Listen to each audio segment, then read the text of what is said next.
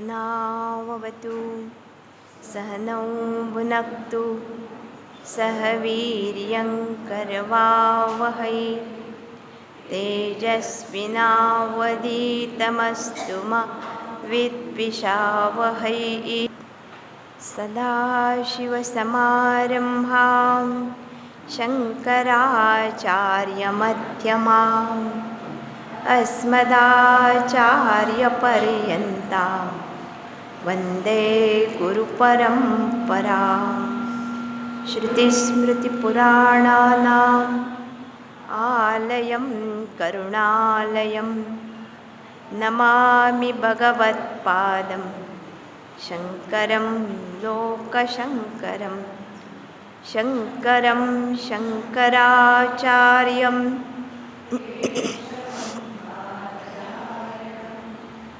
सूत्रभाष्यकृतौ वन्दे भगवन्तौ पुनः पुनः। ईश्वरो गुरुरात्मेति मूर्तिभेदविभागिने व्योमवद्व्याप्तदेहाय दक्षिणामूर्तये नमः। वसुदेवसुतं देवं कंसचाणूरमर्दनं देवकी कृष्णं वन्दे जगद्गुरुम्।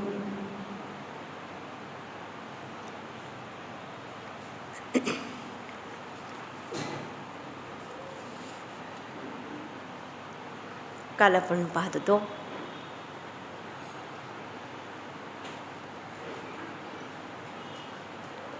शुकब्रह्म परीक्षित राजाला अनेक कथा सांगत असतानाच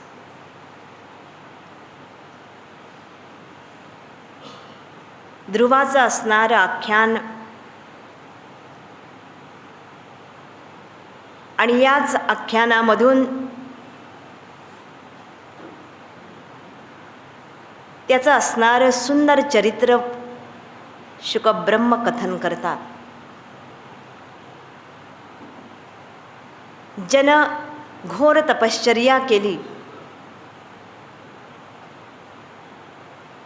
आणि आढळ पदाची प्राप्ती केली अशा या ध्रुवाचं आख्यान झाल्यानंतर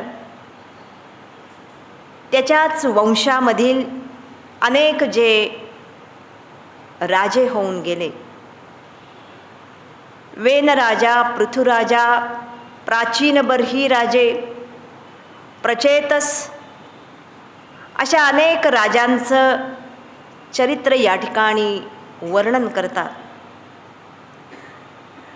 आणि ज्या ज्या वेळेस हे सर्व राजे सत्ता हातामध्ये आल्यानंतर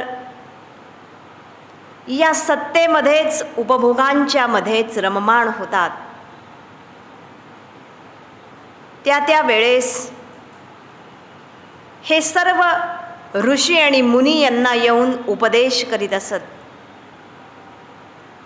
यामध्येच प्राचीन बर्ही असणारे राजे यांना स्वतःच नारद महर्षींनी उपदेश केला। केवळ कर्मकांडामध्येच आणि उपभोगांच्या मध्येच रममाण झालेल्या या राजांना नारद महर्षी प्राचीन असणारं पुरंजनाचं आख्यान सांगतात। पुरंजन नावाचा प्राचीन काळी एक महान कीर्तिमान असणारा राजा होऊन गेला। बाकी सर्व प्रजाहित दक्ष आणि अशा अनेक गोष्टी करत असतानाच दुर्दैवानं पुढं हा राजा भोग लंपट आणि स्त्री संगी झाला। अहोरात्र तेच चिंतन करायला लागला आणि त्यावेळेस त्याला पुढचा जन्म स्त्रीचा मिळाला। त्यावेळेस भगवान स्वतःच अविज्ञात नावाच्या ब्राह्मणाच्या रूपानं त्याच्या जवळ येतात आणि त्याला उपदेश करतात। फार सुंदर की हे राजन, तू जो अहोरात्र या उपभोगांच्या मध्ये रममाण झालेला आहेस, हे सर्व उपभोग शेवटपर्यंत जरी उपभोगले तरी सुद्धा माणसाला शांती आणि निरंकुश असणारी तृप्ती देऊ शकत नाही. याचं कारण शांती आणि तृप्ती हे या विषय आणि भोगांचं स्वरूपच नाही. आणि हा उपदेश करत असतानाच या राजाला समजावून देतात की हे राजन, जन्मतःच या मनुष्याची इंद्रिय इतकी बलवान आहेत, सामर्थ्य संपन्न आहेत. दृष्टांत दिलाय फार सुंदर, जसं उपनिषदांच्या मध्ये सुद्धा हाच दृष्टांत दिला जातो. आत्मानं रथिनं विद्धि शरीरम रथमेवतु.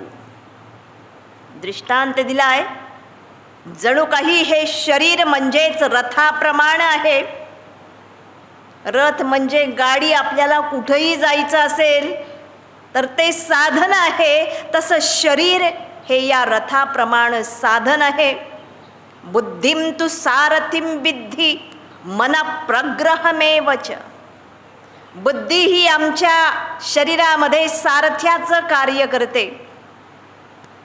आम्ही कसं जावं, कुठं जावं हे सगळं आमची बुद्धी ठरवते. आणि मन जणू काही हाच लगाम म्हणजे प्रग्रह आहे. आणि इंद्रियाणि हयान आहुः विषयांस्तेषु गोचरा. आमची पंच ज्ञानेंद्रिय आणि पंच कर्मेंद्रिय हे जणू काही या रथाचे 10 घोडे आहेत.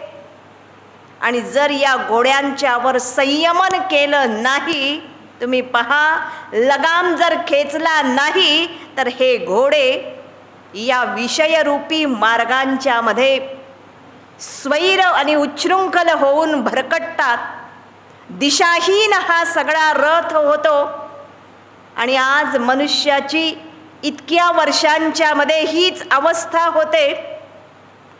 इंद्रिय आहेत, शरीर आहे, समोर सगळे विषयरूपी मार्ग आहेत. आणि आपल्याला बसायला काय दिलाय? शरीररूपी रथ दिलेला आहे. आणि या रथाचा स्वामी तो म्हणजेच आत्मानं रथिनं विद्धि. हा जो अहम, मी असा जो अनुभवायला येणारा हा जीव, मी स्वतःच रथस्वामी आहे. आणि असा हा रथ या इंद्रियांच्यामुळं, या स्वैर मनामुळं दिशाहीन होऊन इतस्ततः भरकटतो. असा दृष्टांत देऊन या ठिकाणी सार सांगतात की बाबा रे, जर तुला मुक्त व्हायचं असेल या सर्व द्वंद्वांच्या मधून, तर सगळ्यात पहिली साधना म्हणजे या इंद्रियांच्यावर निग्रह करणं. आज दुर्दैव असं आहे, आपण म्हणतो सुद्धा, पडिले वळण इंद्रिया सकळा. इतकी सवय लागलेली आहे, तुमची इच्छा नसेल तरी ही इंद्रिय पुन्हा पुन्हा या जीवाला या विषयांच्याकडंच खेचून बाहेर नेता. असा हा सुंदर उपदेश करून यानंतर प्रचेतस राजे यांना नारद महर्षी उपदेश करतात आणि सांगतात, प्राचीन काळी या सर्व राजे लोकांना सुद्धा ही आत्मविद्या दिली जात असे. म्हणून तर या अध्यात्मविद्येला शब्द वापरलाय, राजविद्या राजगुह्यम पवित्रम इदमुत्तमम. राजविद्या म्हणजे श्रेष्ठ विद्या हा तर अर्थ आहेच, पण याचा दुसरा अर्थ आहे की अनादी काळापासून युगायुगांच्या मध्ये या पवित्र असणाऱ्या, श्रेष्ठ असणाऱ्या भारतभूमीमध्ये जे जे श्रेष्ठ क्षत्रिय राजे होऊन गेले, या राजांना या आत्मविद्येचा उपदेश दिला जाईल. प्रचेतस राजांना उपदेश दिलाय सोप्या भाषेमध्ये की तुला जर परमपदाची, ईश्वराची प्राप्ती करायची असेल तर सांगितलंय, दयया सर्वभूतेषु संतुष्ट्या येन केन वा सर्वेंद्रियोपशांत्या च तुष्यत्या तु जनार्दनः. की दया असेल, सर्व भूतमात्रांच्यावर दया. यानंतर संतोष म्हणजे समाधानी वृत्ती. आणि तिसरं सांगितलंय इंद्रियांच्यावर निग्रह करणं. या 3 गोष्टी ज्या राजाजवळ आहेत त्याच्या त्या आचरणानंच हा जनार्दन ईश्वर त्याच्यावर तात्काळ प्रसन्न होतो. आणि ही सर्व साधना करत असतानाच फार सुंदर या ठिकाणी सांगतात, या सगळ्याच जीवांना आज अंतःकरणामध्ये अनुभवायला येणारा जो संसार आहे, काल आपण चतुश्लोकी भागवत पाहिलं, सगळ्या या शास्त्राचं जे सार आहे, आणि हे सार या ठिकाणी सांगताना चतुर्थ स्कंदाचा समारोप होत असताना हे सार सांगतात की मी आणि माझं या ज्या 2 वृत्ती आहेत, याला शास्त्रात शब्द वापरला जातो अहंकार आणि ममकार. आधी मी आहे, हे मी केलं, हे माझ्यामुळं झालं. व्यवहारामध्ये मी शिवाय आपलं वाक्य कुठलंच पूर्णच होत नाही. आणि चांगलं केलं की श्रेय मी माझ्याकडं घेतोय, आणि काही गडबड झाली की माझं बोट सतत विश्वाकडं आहे. हा जो अहंकार आणि अभिमान. आणि दुसरं कारण आहे ममकार, म्हणजेच ममत्व. आणि ममत्व म्हणजेच माझं माझं म्हणून घट्ट जे पकडलंय.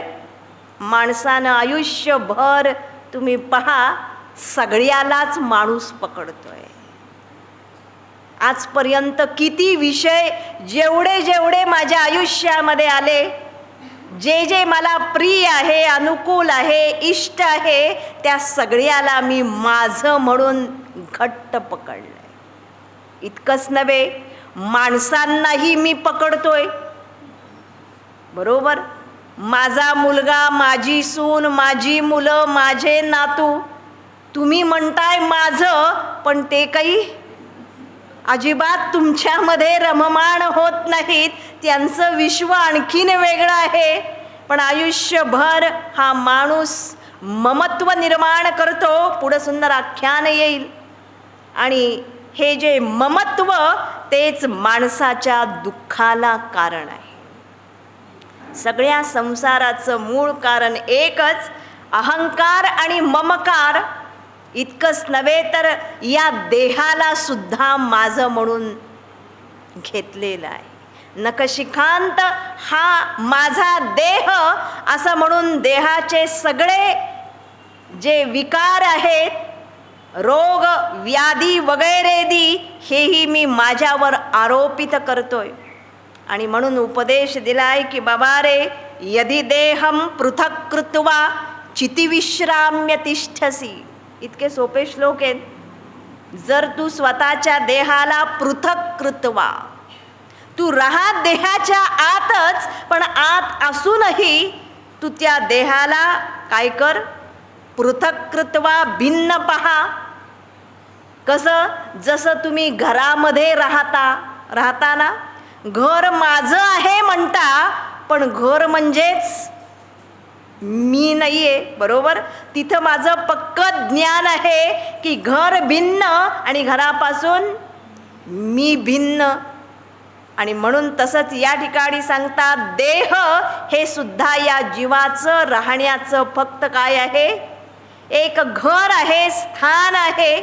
त्याला भिन्न जर पाहिलं, आणि चितिविश्राम्य तिष्ठसी, ज्या क्षणी तुम्ही देहाला भिन्न करून पाहाल, त्याच क्षणी तुम्हाला खरा विश्राम म्हणजे खरी विश्रांती प्राप्त होईल. आणि म्हणून सांगतात, अधुना एव सुखी शांतः बंधमुक्तः भविष्यसी. मनुष्य तत्काळ या सगळ्या बंधनांच्या मधून मुक्त होतो. असं हे गुह्य असणारं ज्ञान या सगळ्या राजांना नारद महर्षी देतात. आणि याच उपदेशानं श्रीमद भागवतामधील या ठिकाणी 4था स्कंद समाप्त होतो आणि पुढच्या 5व्या स्कंधाला प्रारंभ होतो. 5व्या स्कंदाचा प्रारंभ करत असतानाच आपण उत्तानपाद राजाचं चरित्र पाहिलं, त्याचा मुलगा ध्रुव बाळाचं चरित्र पाहिलं. आता जो प्रियव्रत असणारा राजा आणि त्याच्याच वंशामध्ये क्रमानं आग्निध्र, नाभी असे सर्व राजे आणि याच नाभीच्या उदरी भगवंताचा पुढचा अवतार म्हणजे ऋषभदेवांचा अवतार. हा अवतार झाल्यानंतर ऋषभदेव नावानं भगवान प्रकट झाले आणि याच ऋषभदेवांनी या संपूर्ण विश्वामध्ये परमहंसांचा मार्ग दाखवला. परमहंस याचा अर्थच भिक्षोहो धर्मः शमः अहिंसा. जो परमहंस आहे त्याची 2च प्रमुख लक्षणं आहेत. हा साधू परमहंस परिव्राजक आहे, कसं जाणावं? 2 गुणधर्म सांगितलेत साधूच्या ठिकाणी. पहिला आहे शम, म्हणजेच पराकोटीची शांती. आणि दुसरा गुण आहे अहिंसा, म्हणजे दुसऱ्याची हिंसा न करणं. गृहीत धरायचं काया वाचा मनसा, शरीरानंही अहिंसा, वाचेनंही दुसऱ्याला न दुखावणं, नवे मनानं सुद्धा दुसऱ्याचं लेश मात्र सुद्धा वाईट चिंतन न करणं, याला म्हणतात अहिंसा. आणि हे 2 गुण असल्यामुळंच हे सगळे साधू या ठिकाणी सांगतात अतिशय निर्भय असतात, अतिशय शांत आणि प्रसन्न असतात. ऋषभदेवांनी हे स्वतःच्या जीवनामधून दाखवलं. आणि याच ऋषभदेवांचा विवाह इंद्राची कन्या जयंती बरोबर झाला. आणि या ऋषभदेवांना जवळजवळ 100 पुत्र झाले. या 100 पैकीच एक श्रेष्ठ असणारा जो पुत्र तो म्हणजेच भरत, महायोगी असणारा. आणि त्याच भरताच्या नावावरून आपल्या या देशाला भारत हे नाव मिळालं. महाज्ञानी आणि महायोगी असणारा हा भरत, याच्याशिवाय त्याचे कवी, हरी, अंतरिक्ष वगैरे 9 असणारे आणखीन महाज्ञानी पुत्र होते. 11व्या स्कंदामध्ये वर्णन येतं. या ऋषभदेवांच्या अन्य 9 पुत्रांनी सुद्धा या संपूर्ण पृथ्वीतलावर या ज्ञानाचा आणि भागवत धर्माचा प्रचार आणि प्रसार केला. आणि ज्यावेळेस ऋषभदेवांना समजलं की आता हे सगळे पुत्र व्यवस्थित मोठे झालेले आहेत, आता आपण राज्यकारभार यांच्यावर सोपवूयात. आणि म्हणून सोपवण्याच्या आधी ऋषभदेव आपल्या सगळ्या पुत्रांना एकत्र बोलावतात. पूर्वीच्या काळी पिता आणि पुत्र फार व्यवस्थित नातं होतं. आत्ताच्या पिढीमध्ये समजलं तुम्हाला, बोलतच नाहीत. काय सांगायचं ते आईच्या मार्फत सांगायला लागतं. पण पूर्वीच्या काळी हे वडील या मुलांना, आपल्या सगळ्या पुत्रांना फार सुंदर उपदेश देत असत. या ठिकाणी ऋषभदेव सगळ्यांना बोलावतात आणि या 100ही पुत्रांना फार सुंदर उपदेश देतात. थोडक्यात या ठिकाणी सांगतात, ऋषभदेव म्हणतात की मुलांनो, नायम देहः देहभाजां नृलोके कष्टान कामान अर्हते विडभुजां ये. या ठिकाणी या सगळ्या उपदेशाचं सार सांगतात. अयम देहः म्हणजे हा जो देह आहे तो केवळ उपभोगण्यासाठी तुम्हाला दिलेला नाही. म्हणजे या पहिल्याच श्लोकामधून ऋषभदेव सांगतात की या मनुष्य शरीराचं प्रयोजन जर असेल तर केवळ जन्माला येणं, या शरीराचं वर्धन होणं, यानंतर उपभोग घेणं, प्रजोत्पत्ती करणं, आपल्या प्रजेचं पालन पोषण करणं आणि एक दिवस मरून जाणं, हा तर जीवनक्रम कुणाचा आहे? विडभुजाम ये शब्द वापरलेत. विष्ठा भक्षण करणाऱ्या डुक्कर आणि कुत्र्यांचा हा जन्म आहे. जे विष्ठा भक्षण करून जीवन जगतात त्यांचा असा हा जीवनक्रम आहे. पण जर या सगळ्यांच्या योनींच्या मध्येही मला जर श्रेष्ठ हे शरीर मिळालं असेल तर काहीतरी या शरीराचं वेगळं असणारं प्रयोजन आहे. मनुष्य हा सगळ्या योनींच्या मध्ये श्रेष्ठ प्राणी आहे आणि म्हणूनच आमची संस्कृती भोगवादी नाही. खाओ पिओ मजा करो असं आमचं शास्त्र सांगत नाही.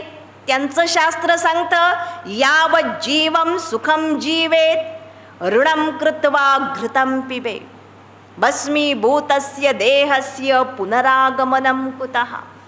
केवळ पैसा मिळवणं आणि उपभोगणं आणि ही जी भोगवादी प्रवृत्ती, भौतिकवादी असणारे हे लोक आपोआपच यामधून अनेक प्रकारचे दोष निर्माण होतात.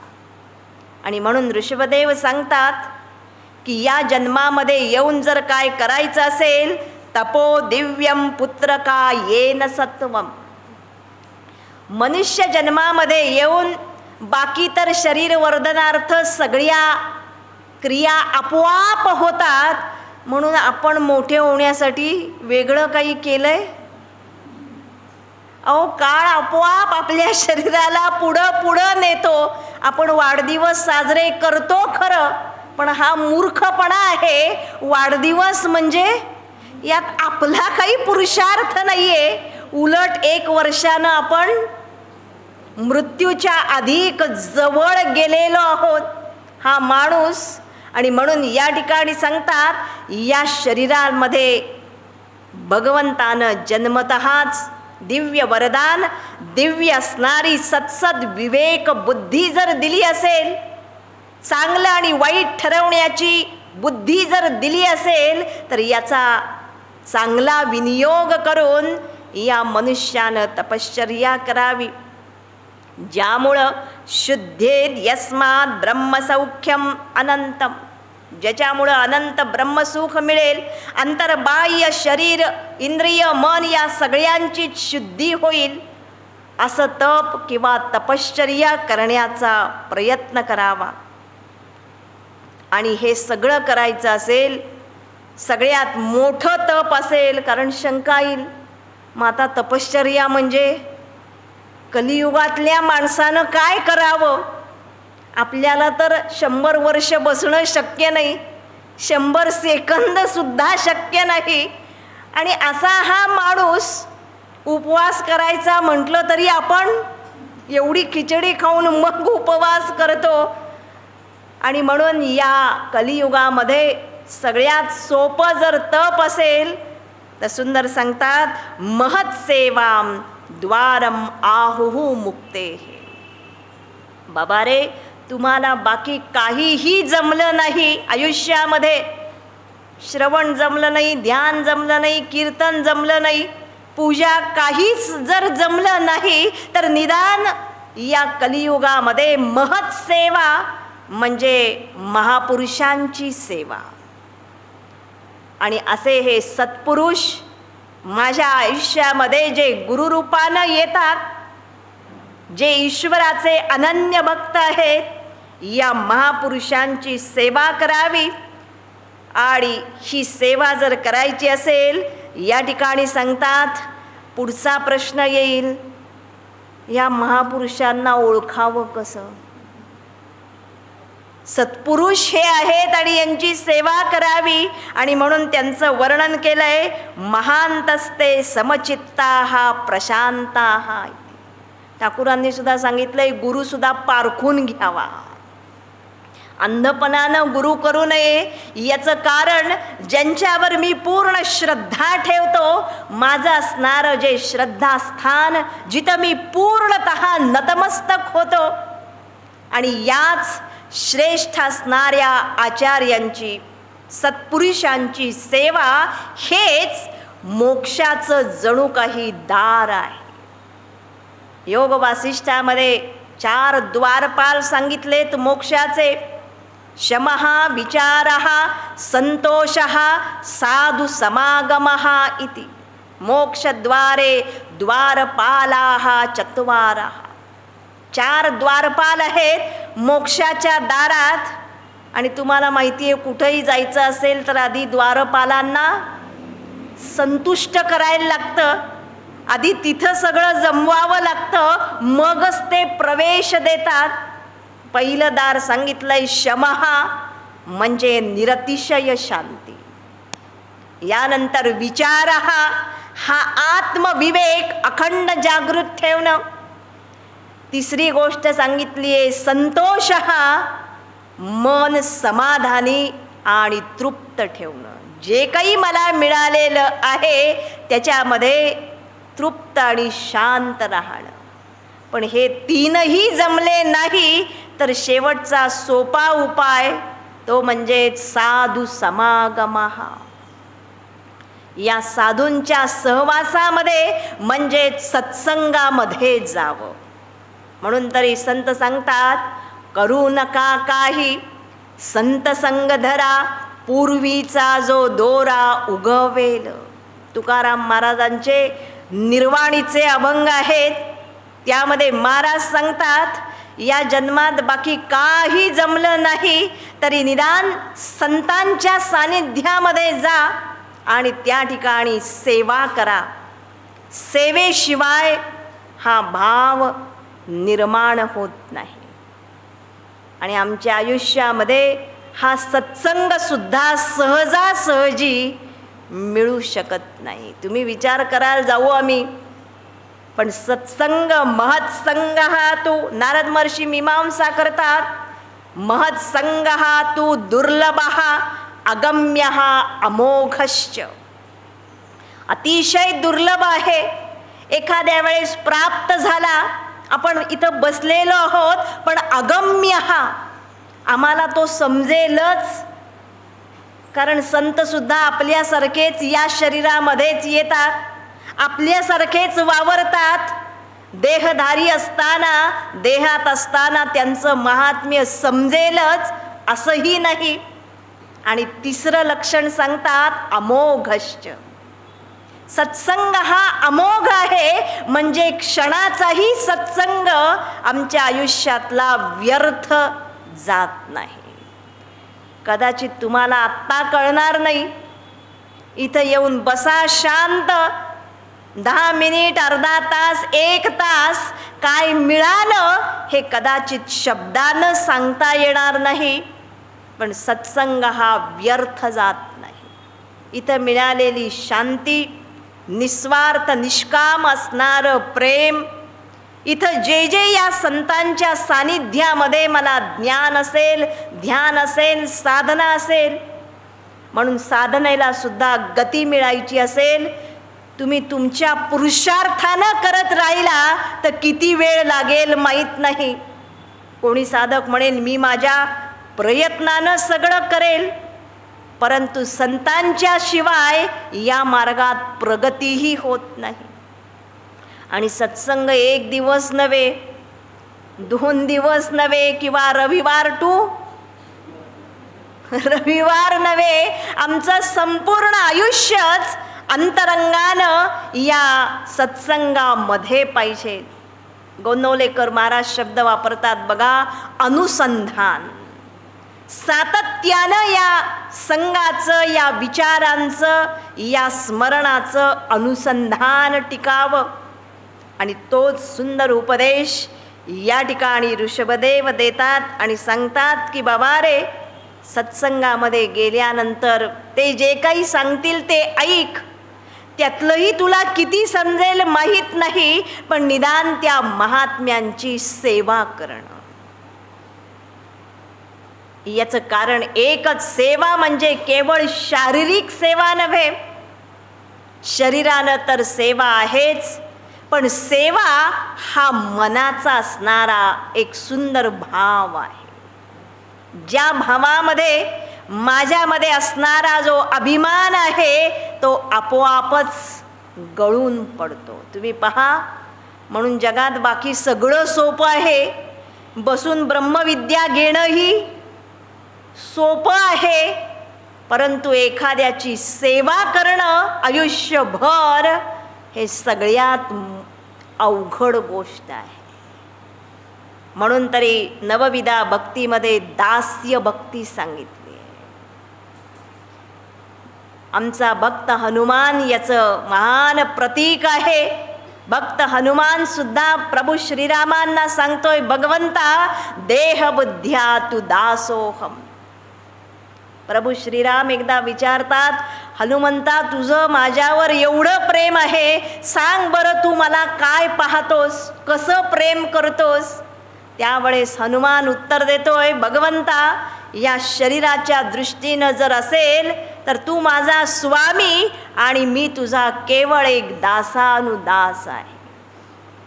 तू सांगावस आणि मी तुझी त्याच्यावर 10 विचार न मांडता आपणही सेवा करतो. पण तुम्हाला माहिती आहे, 10 प्रश्न विचारतो, माझ्या कल्पना सांगतो, याला सेवा म्हणत नाही. सेवा याचा अर्थच पूर्णतः शरण जाणं आणि जे जे सांगेल, मग गुरु असतील, ईश्वर असेल, ही ईश्वराची सेवा. म्हणून स्वामी विवेकानंद नेहमी म्हणायचे, सगळे साधक शिवोहम शिवोहम असं म्हणतात, पण त्याच्या आधी शिवस्य दासोहम म्हणायला शिकलं पाहिजे.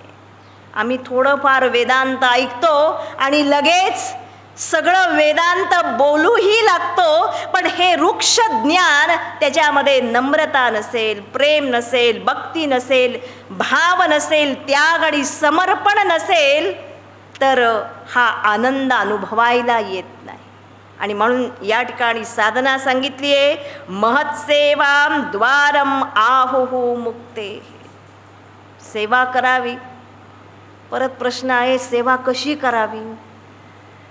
मग तुम्ही लगेच विचाराल, कसं म्हणजे कोणत्या वेळेत करू, काय काय सेवा करू, काय करू असं जरी विचारलं, याला फार रामायणामध्ये एक सुंदर प्रसंग आहे. तुम्हाला रामकथा माहीत आहे. ज्यावेळेस राम लक्ष्मण सीता वनवासामध्ये जायला निघतात, जात असताना लक्ष्मण, बाकी कथा सांगत नाही, तुम्हाला माहीत आहे, लक्ष्मण आपल्या मातेकडं येतो निरोप घ्यायला म्हणून आणि नमस्कार करतो. त्यावेळेस ही सुमित्रा लक्ष्मणाची आई आहे, तिच्या मनाची काय अवस्था असेल कल्पना करा. सुमित्रेच्या ठिकाणी आपण चुकून असलो असतो तर सांगितलं असतं, लक्ष्मणा रामाची काळजी घ्यायला सीता आहे, तू जरा स्वतःची काळजी घे. पण ती सुमित्रा होती, काय तिनं सुंदर उपदेश केलाय. ती लक्ष्मणाला सांगते की बाबा रे, तू चाललायस वनामध्ये यांच्याबरोबर, त्यावेळेस लक्षात ठेव, तात तुम्हार मात वैदेही. ही आई सीता म्हणजे तुझी आई आहे आणि प्रभू श्रीराम म्हणजे तुझे पिता आहेत आणि तू यांची सेवा कर.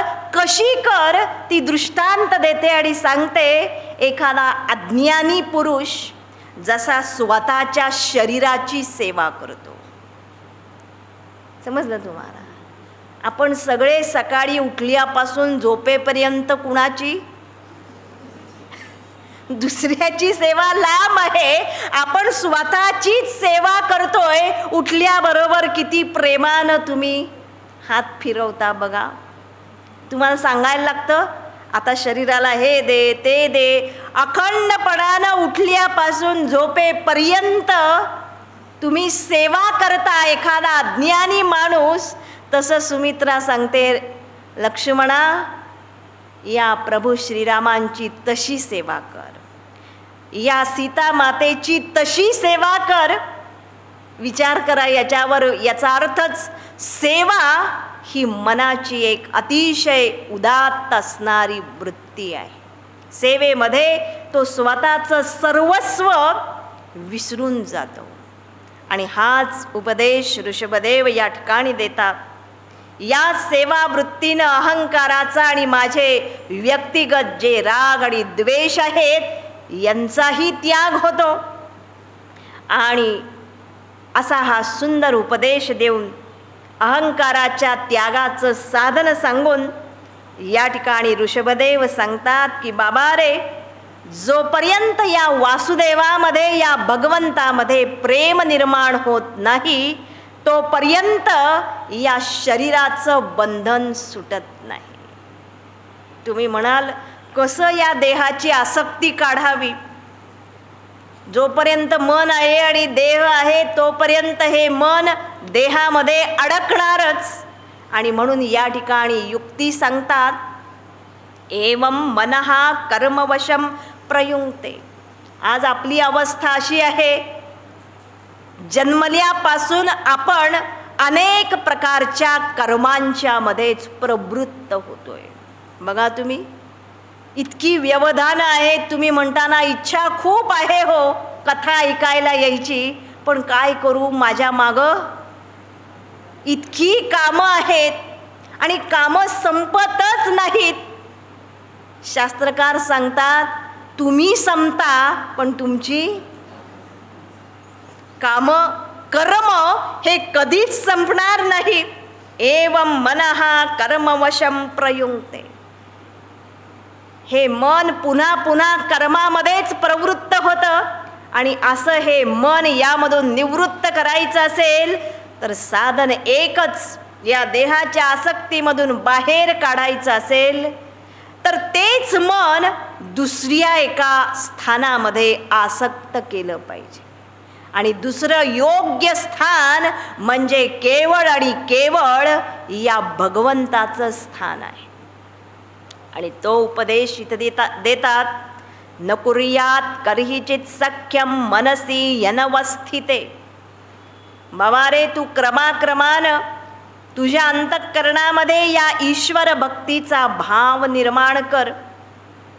जसजसा हा भाव वर्धन होईल आपोआपच यालाच म्हटलं जातं भक्तीही. आणि भक्ती याचा अर्थच बहिरंगाची क्रिया नाही, तर भक्ती हा मनाचा असणारा भाव आहे. आपण म्हणतो खरं, शब्द वापरतो, विधान करतो, मी देवाची काय करतो, भक्ती करतो असं म्हणतो. पण भक्ती करणं म्हणजे काहीतरी शरीरानं करणं नाही आहे. आज आमची भक्ती आहे, सगळं आहे, आपण दाखवतोही, आम्ही फार मोठे भक्त आहोत, रोज म्हणतोही, सकाळी रोज उठतो, गुरूंनी सांगितलंय म्हणून एक माळ जप करून माहिती आहे तुम्हाला टाकला, पूजा करून टाकली. आपण सगळंच करून टाकतोय बघा, यंत्रवत सगळ्या क्रिया चाललेल्या आहेत. ना त्याच्यामध्ये भाव आहे, ना प्रेम आहे, ना मन आहे. आणि म्हणून या ठिकाणी भक्तीची व्याख्या सांगतात की बाबा रे, जगात एक वेळ बाकी सगळं मिळेल पण ईश्वर भक्तीचा भाव सहजासहजी मिळत नाही. प्रिय माणूस भेटला नाही म्हणून मी रडेल, पैसा मिळाला नाही म्हणून रडेल, विषय आणि उपभोग मिळाले नाहीत म्हणून रडेल, पण ईश्वर मिळाला नाही म्हणून आमच्या आयुष्यात कल्पना करा 60, 70, 80 वर्ष झाली कधीतरी आमच्या डोळ्यात पाणी आलेलं आहे का? हा तीव्र असणारा, उत्कट असणारा भाव सहजासहजी निर्माण होत नाही. शास्त्रकार तर सांगतात हा भगवानही एक वेळ मुक्ती देतो. मुक्तिम ददाति कर्हिचित स्म न भक्ती योगम. एक वेळ तुम्हाला मोक्ष पटकन देईल पण हा भक्तियोग भाव मात्र देऊ शकत नाही. म्हणून या सगळ्या कथांच्या मध्ये तुम्ही जर काळजीपूर्वक श्रवण केल्यात तर सगळे भक्त एकमुखानं एकच मागणं मागतात, भगवंता तुझा मोक्षही मला नको, तुझं ज्ञान ध्यानही नको, मला द्यायचं असेल तर तुझ्या चरणांची अखंड भक्ती दे. कारण ही भक्तीच शेवटपर्यंत ईश्वरापर्यंत मला नेते आणि या भावामध्येच मला परमशांती अनुभवायला येते. मग या ठिकाणी शंका येईल, ही भक्ती म्हणजे काय? हा भक्तिप्रधान ग्रंथ आहे. भक्ती हेच या सगळ्या पुराणांचं सार आहे. शास्त्रकार भक्तीच्या प्रामुख्यानं 3 व्याख्या करतात. थोडक्यात आपण पाहू. पहिली व्याख्या आहे भजनम नाम रसनम इति भक्ती. रसास्वाद घेणं याला म्हणतात भक्ती. आणि शास्त्रकार दृष्टांत देतात, जसं तुम्ही सगळ्या गायी बघितल्या, आपण त्यांना हिरवा चारा खायला घालतो, गायी ते भक्षण करतात आणि नंतर काय करतात? शांत एखाद्या झाडाखाली बसून रवंथ करतात. बरोबर, रवंथ असं आपण म्हणतो. पुन्हा पुन्हा तो आस्वाद घेतात. तसं या ठिकाणी सांगतात भगवंताचे जे भक्त आहेत ते या कथांच्या मध्ये येतात, कथा श्रवण करतात. पण 24 तास काही आपण ऐकू शकत नाही, 24 तास सेवाही करू शकत नाही. ज्या वेळेस हा भक्त त्याचं जीवन जगेल, व्यवहार करेल, शरीरानं तो काम करेल, पण मनानं ते जे रवंथ आहे, जे मी 2 तास ऐकलेलं आहे, ते पुन्हा पुन्हा पुन्हा पुन्हा मी स्मरण करत राहतो. आणि त्याच्यामध्ये इतका मी तल्लीन होतो, त्याच स्मरणामध्ये इतका आनंद आणि शांती मिळते, कसं काम संपून गेलं हे सुद्धा समजत नाही. हा रसास्वाद घेणं, मनानं अखंड स्मरण करणं, याला म्हणतात भजनम इति भक्ती. आयुष्यभर चिंतन, दुसरा कुठला तरी विचार करण्यापेक्षा, द्वेष मत्सर कपट हे भाव निर्माण करण्यापेक्षा या हरिकथांचं स्मरण. दुसरी व्याख्या केली आहे भंजनम इति भक्ती. भंजन करणं म्हणजे नाश करणं. जी भक्ती उदयाला आली की अंतःकरणामधले जे कामक्रोधादी विकार आहेत ते सगळे आपोआप नष्ट होतात.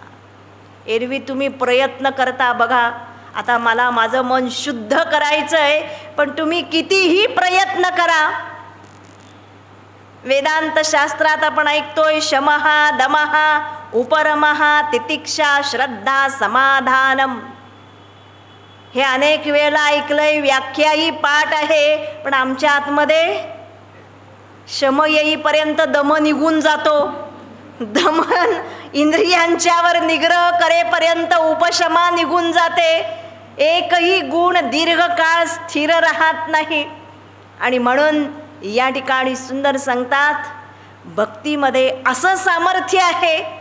तुम्ही इथं मंदिरामध्ये येऊन बसा, खरं इथं तुम्हाला कोणी काही वाटत नाही आहे, काही आहे, कोणी सर्टिफिकेटही देत नाही आहे, प्रमाणपत्रही नाही आहे, काही नाही आहे, पण तरीसुद्धा शांत बसलो की काय होतं माहीत नाही.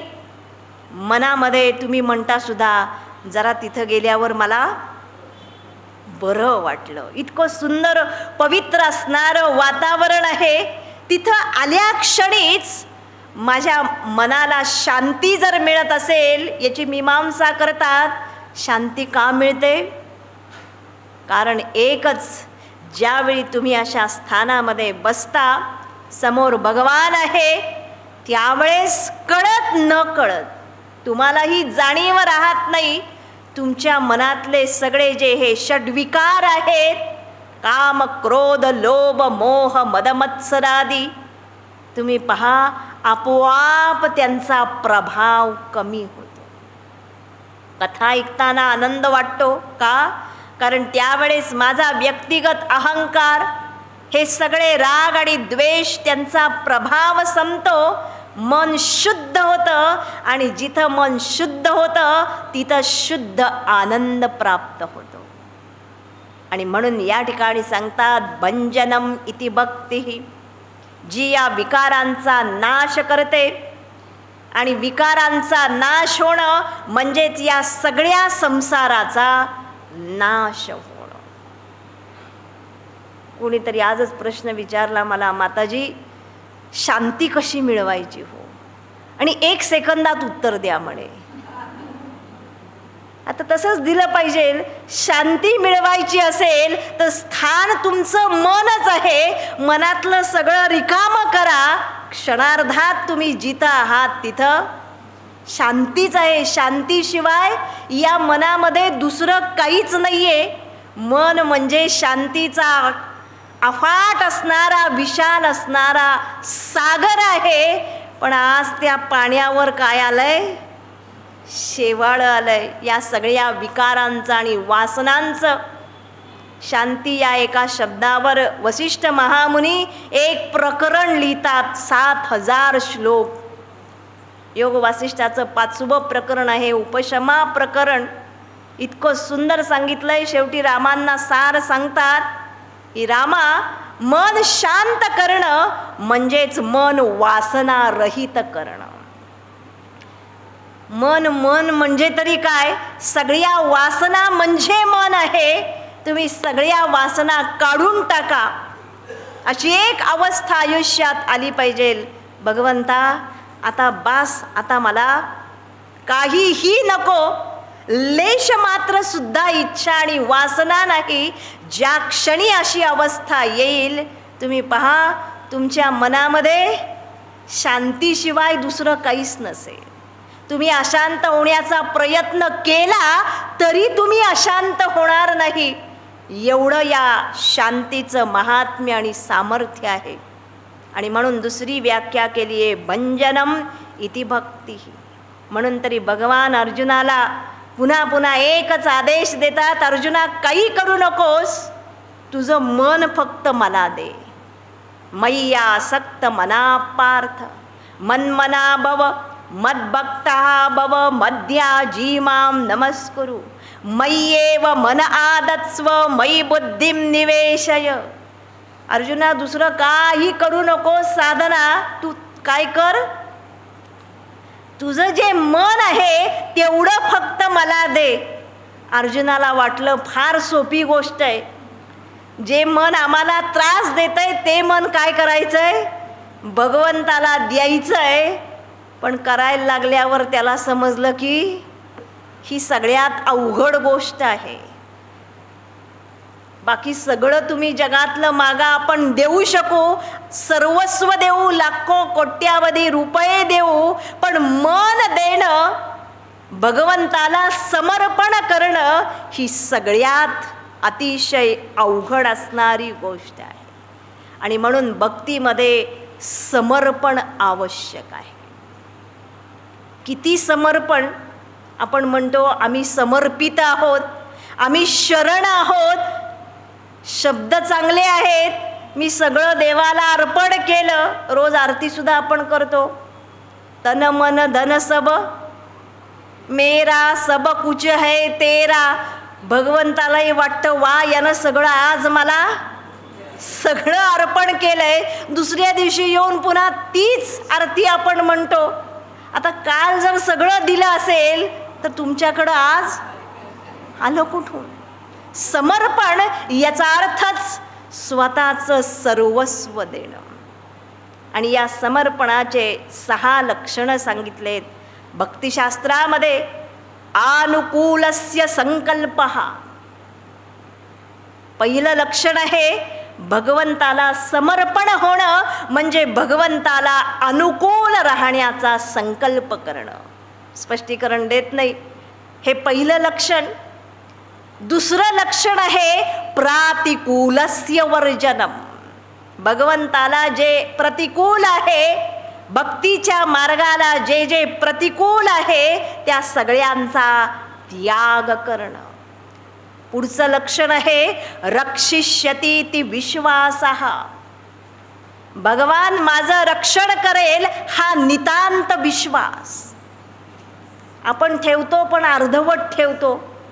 बघा तुम्ही, प्रसंग आला, संकट आलं की सांगतो, पण परत मनामध्ये विचार येतो, अरे खरंच भगवान माझं रक्षण करेल का, ही शंका येते. आणि म्हणून सांगतात, शरण जर तुम्ही असाल तर रक्षिष्यती ती विश्वासः, भगवानच माझं रक्षण करेल हा नितांत विश्वास.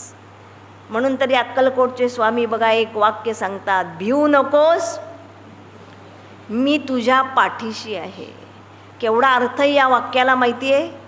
उलटं वाक्य नाही आहे, असं वाक्य आहे, पहिल्यांदी भिऊ नकोस म्हणजे ते कुणाच्या पाठीशी आहेत? जे घाबरत नाहीत त्यांच्या पाठीशी स्वामी आहे. भिऊ नकोस हा माझा पुरुषार्थ आहे.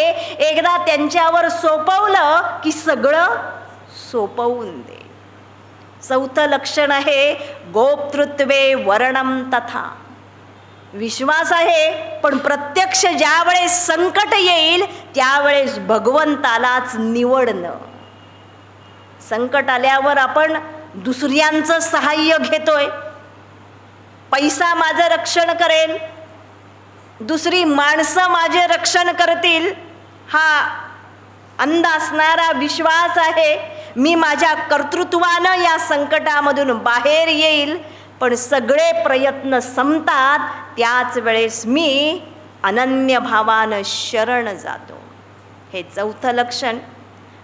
पुढचं पाचवं लक्षण आहे आत्मनिक्षेपः. स्वतःला पूर्ण निवेदन करणं, आत्मनिवेदनम. आणि कार्पण्य हे सहावं लक्षण. भगवंतासमोर अत्यंत दीन होणं, नतमस्तक होणं म्हणजेच नम्रता आणि विनयशीलता. तुम्ही भगवंतासमोर ताठ मानेनं गेलात तर भगवंतालाही एवढा वेळ, त्याला भरपूर कामं आहेत, तो सुद्धा म्हणतो तुझं तू बघतोयस तर बघ, ज्यावेळेस येशील त्यावेळेस मी पाहीन. आणि अशी जी 6 लक्षणं आहेत याला म्हणतात षड्विधा शरणागती. म्हणून भगवंताला समर्पण जाणं, समर्पण करणं, पत्रम पुष्पम फलम तोयम हे सगळं सोपं आहे, पण सर्व भावानं समर्पण करणं, सगळं जीवन समर्पण करणं. म्हणून ठाकूरांच्या चरित्रामध्ये फार सुंदर गोष्ट आहे, तुम्हाला माहीत असेल. गिरीश घोष हे त्या काळातले कलकत्त्यामधले मोठे नाटककार होते, महान नाटककार. आणि ठाकूरांच्यावर त्यांचं एवढी नितांत निस्सीम भक्ती, नितांत श्रद्धा होती, साक्षात अवतार मानायचे. पण का कुणाला माहीत त्यांना एक दारूचं व्यसन होतं. एकदा ठाकूरांच्याकडं आले, खूप रडले, ठाकूर काय करू, माझी खूप इच्छा आहे दारू सोडायची, पण जमतच नाहीये, मी खूप ठरवतो, पण ती वेळ झाली आणि ते सगळं झालं की मी ती घेतो. ठाकूर असतात आणि म्हणतात मी कुठं तुला सोडायला सांगितली आहे, काही काळजी करू नकोस म्हटले.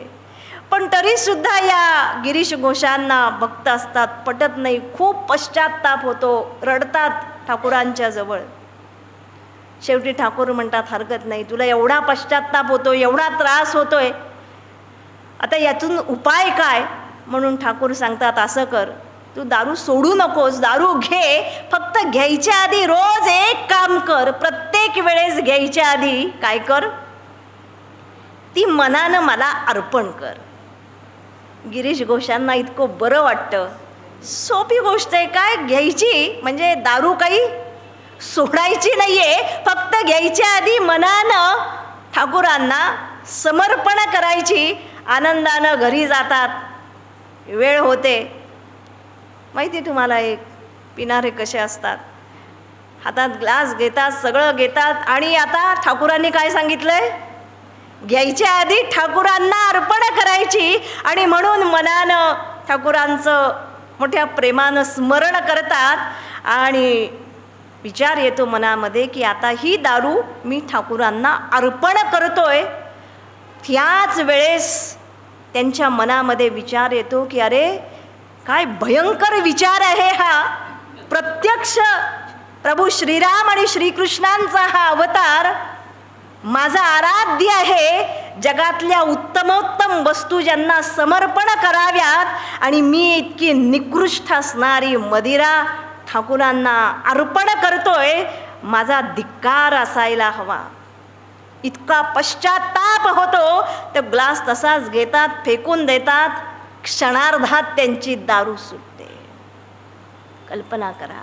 म्हणून समर्पण इतकं सोपं नाही आहे. करायचं असेल, ठाकूरांनी सांगितलं होतं माझ्या ताब्यात तुझं सगळं पॉवरा पॅटर्ननी दे. तुझं जे काही माहिती आहे ना व्यवहारात, तुम्हाला हा शब्द चांगला माहिती आहे, सगळ्या पॉवर्स माझ्याकडे दे, मग मी बघतो.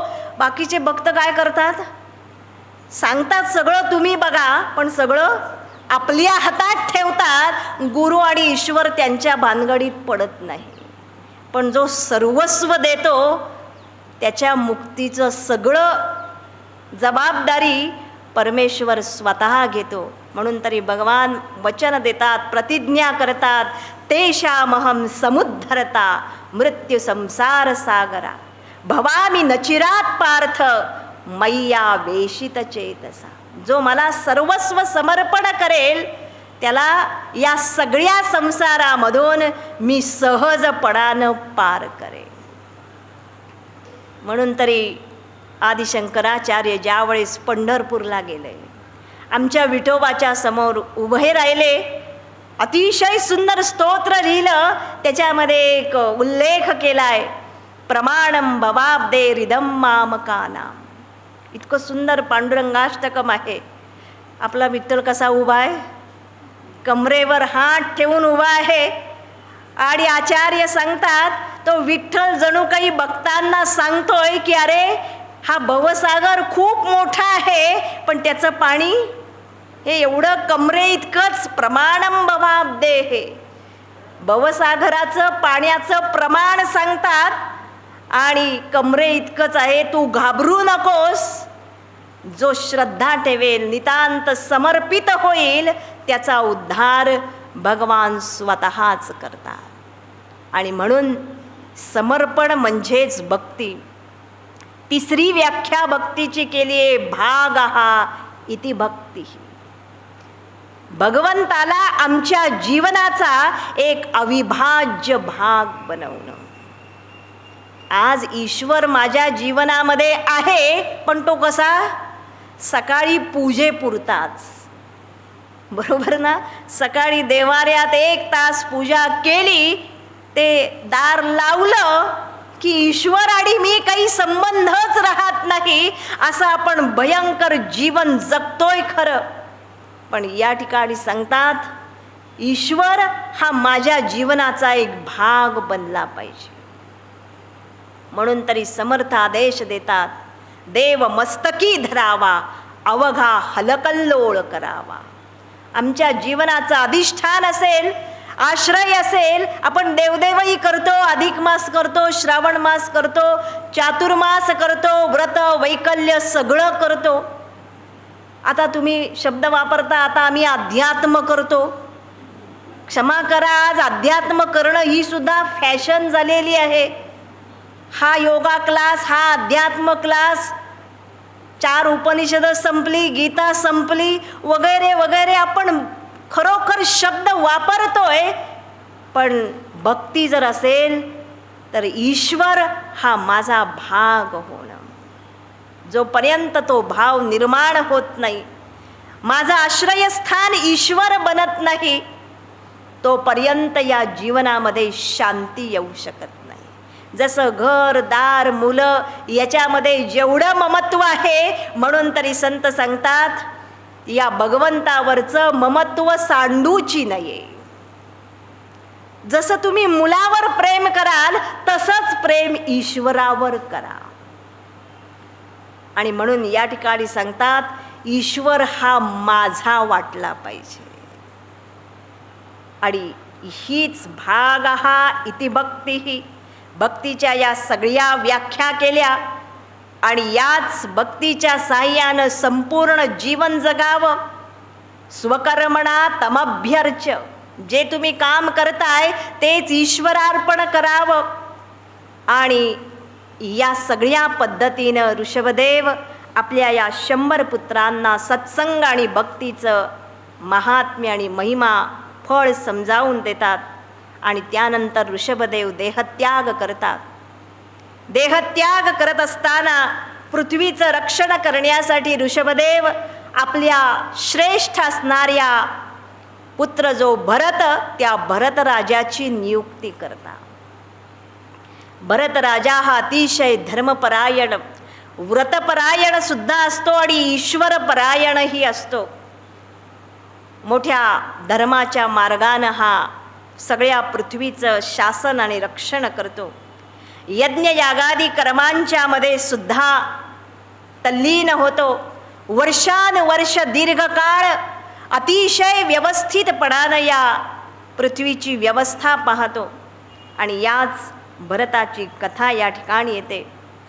या सगळ्या केलेल्या साधनेनं त्याचं अंतःकरण शुद्ध झालेलं असतं. रोज हा व्रतवैकल्य करायचा. एकदा असाच गंडकी नदीमध्ये स्नान करून भरत प्रणवाचा जप करत काठावर बसलेला होता. शांत डोळे मिटून ओंकाराचा जप करण्यामध्ये तल्लीन झालेला होता. आणि त्याच वेळेला तिथे एक हरिणी आली. गर्भवती होती आणि तिनं सिंहाची डरकाळी ऐकली. भयभीत होऊन तिनं त्या पाण्यामध्येच उडी मारली. उडी मारता क्षणी हरिणीचा जो गर्भ होता तो गर्भ हरणाचं पाडस त्या नदीच्या पाण्यात पडलं आणि ती हरिणी लगेचच मरण पावली. भरत राजा डोळे उघडतो, पाहतो असं असं घडलेलं आहे. याची आई तर आता मृत झालेली आहे. त्याच्या अंतःकरणामध्ये सहजच दयाभाव उत्पन्न होतो, भूतदया. तो जातो त्या हरणाच्या पाडसाला बाहेर घेऊन येतो, त्याला शांत करतो. तेही घाबरलेलं असतं. आणि हा दयाभाव निर्माण झाल्यानंतर काही वेळानं तो त्या हरणाचं सगळं पाहतो आणि आता पुन्हा घरी जायची वेळ येते. राज्यामध्ये साधना संपवून त्यावेळेस त्याच्या मनामध्ये विचार येतो की याची आई तर मृत झालेली आहे. आता या वनामध्ये याचा सांभाळ कोण करेल? बघा हा माणसाचे विचार कसे बदलतात. सांभाळ कोण करेल हा दुसरा विचार. तिसरा विचार आला, माझ्याशिवाय याला दुसरं कोणीच नाही आणि मी जर सांभाळलं नाही तर याचं रक्षणच होणार नाही. आणि म्हणून हा हरणाला घेऊन, कथा तुम्हाला माहीत आहे, घरी येतो. हरणाचं पालन पोषण रक्षण सगळं त्याचं आई जसं मुलाचं करते तसं सगळं करायला लागतो. वेळात वेळ काढून घरातली सगळी कामं, राज्याची सगळी कामं करता करता तो या हरणामध्ये इतका आसक्त होतो. आणि नंतर अशी एक दृढ धारणा होते की मी केलं तरच होईल आणि मी जर सांभाळलं नाही तर याचं कोणीच करणार नाही. शास्त्रकार या ठिकाणी फार सुंदर मीमांसा करतात. ज्या क्षणी ते पाडस पडलं त्या क्षणी जी दया निर्माण झाली हा सत्वगुण आहे, जो सगळ्यांच्यामध्ये असावा. भूतदया ही तर शास्त्रात सांगितलेली आहे. पण त्याच सत्वगुणाचं रूपांतर शुकब्रह्म इथं फार सुंदर मीमांसा करतात. जडभरताचं आख्यान तुम्हाला माहीत आहे. पण त्या ठिकाणी आलेली ही सुंदर चर्चा आहे. आपल्या मनामध्ये सुद्धा सत्वगुण आहेच.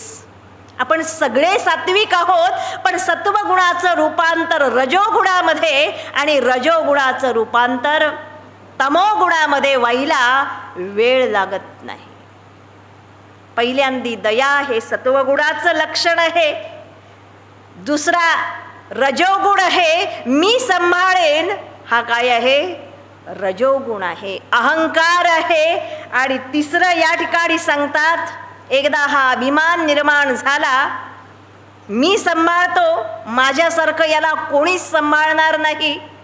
तुम्ही म्हणता ना, मी आहे म्हणून घर चाललंय, मी नसेल तर. एकदा जाऊन बघा हो, तुम्ही नसताना घर फार चांगलं चालतं. कधीतरी प्रयोग करा. आपली ही खुळी कल्पना आहे, जे चाललंय ते माझ्यामुळं चाललंय. आणि याच रजोगुणामधून तमोगुणाचा प्रादुर्भाव होतो. आणि तमोगुणाचं लक्षण म्हणजे त्या पाडसामध्ये आसक्त होणं. या भरताचं चरित्र या ठिकाणी सांगतात. नंतर तो त्या हरणामध्ये इतका आसक्त होतो, त्याचं पालन पोषण करता करता करता अहोरात्र त्याचं चिंतन, साधना कमी कमी व्हायला लागते आणि ईश्वराचं चिंतन कमी आणि हरणाचं चिंतन जास्त व्हायला लागतं. आणि एक दिवस दुर्दैवानं असा येतो, साधना सगळी संपते आणि वर आपण लॉजिक काय देतो, ती सुद्धा सेवाच आहे. तुम्ही लॉजिक द्या, करा, हरकत नाही, जन्म घालवा. आणि हा भरत सुद्धा तसाच विचार करतो. नंतर साधनेचा क्षणभरही विचार येत नाही. 24 तास त्या हरणाचं चिंतन करतो. आणि काय दुर्दैव, शेवटी काळ गतिमान आहे. हा भरत मरतो सुद्धा त्या हरणाच्या चिंतनामध्ये.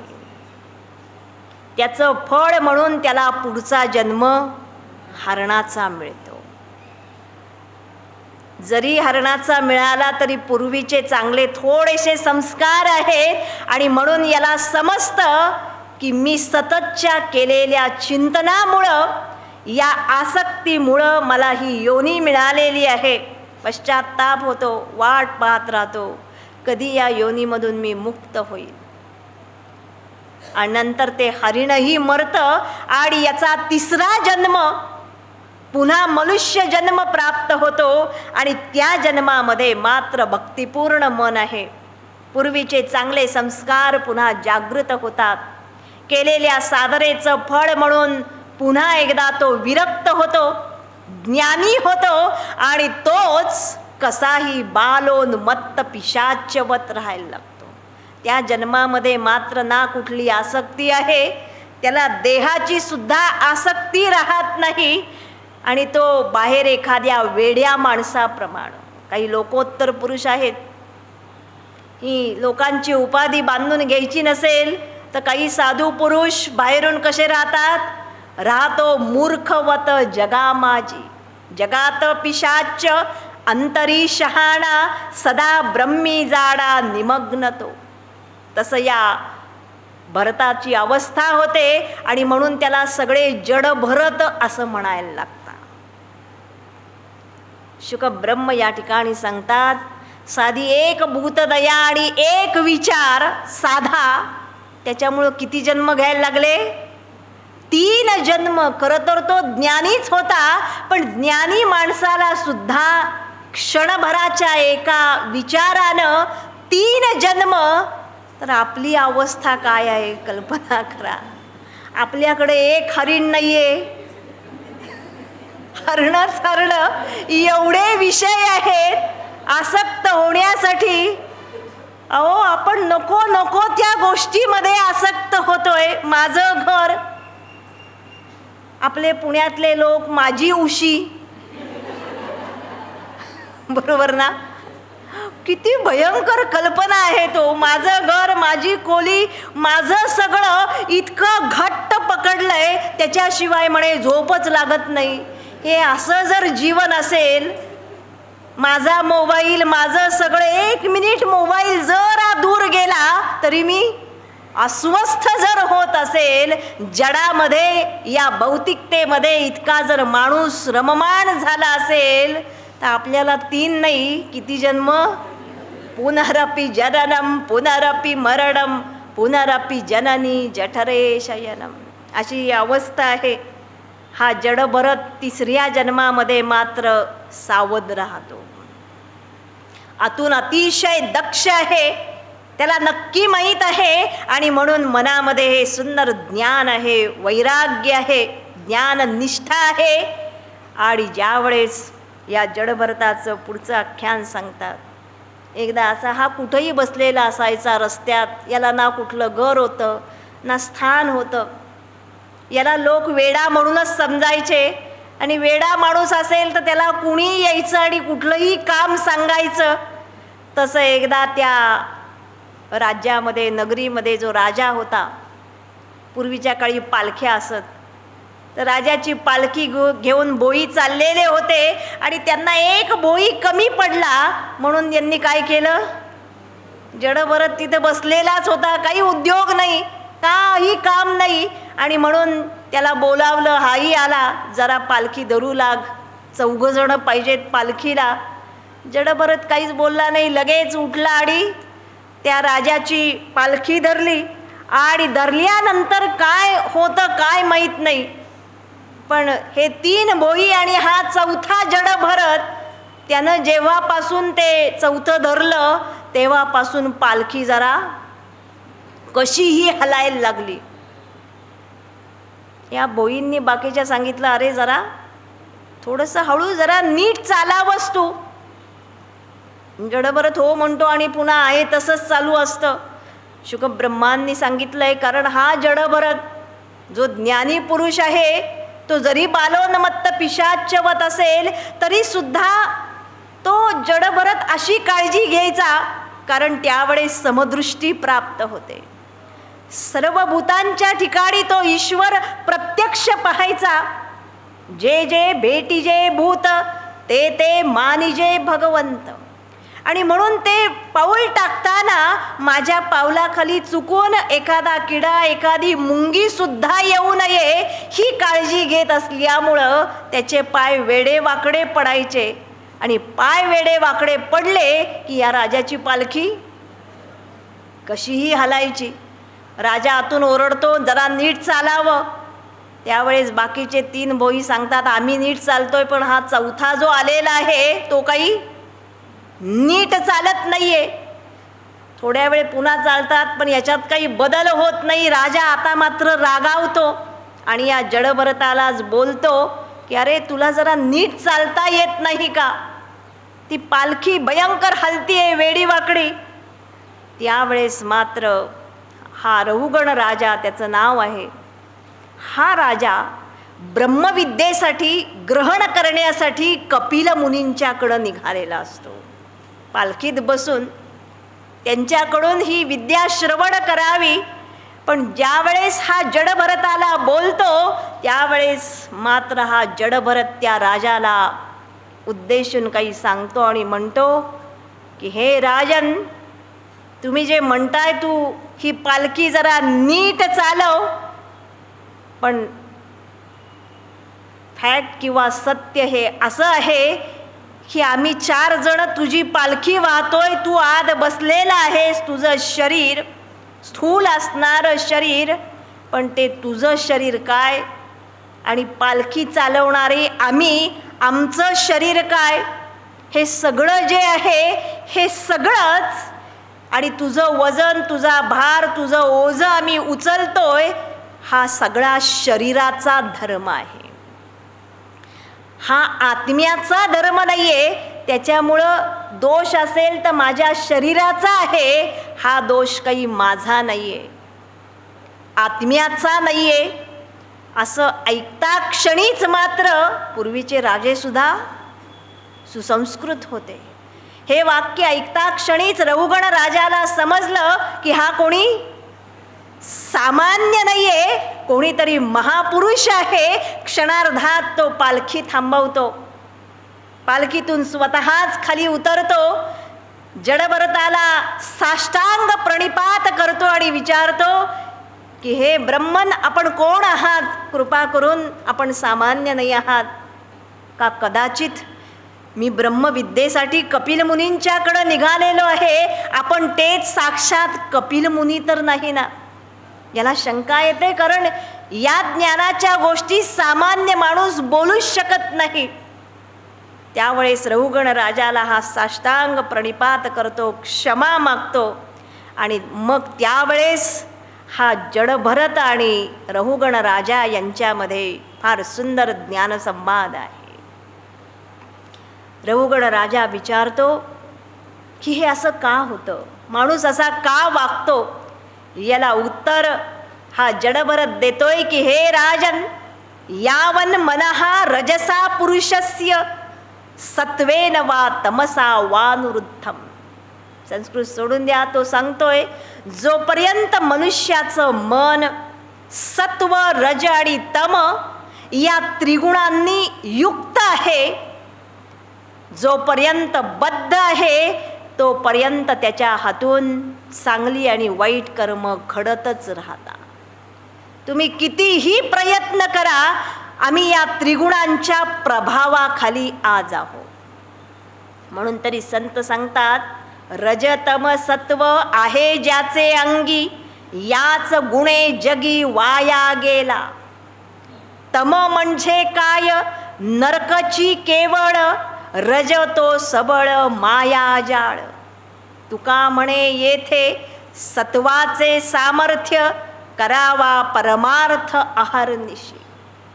आमचं सगळं जीवन या सत्व रज आणि तमोगुणांनी इतकं काही बद्ध झालंय, म्हणून आमचं कोणतंही कर्म पहा या त्रिगुणांनी प्रेरित झालेलं आहे.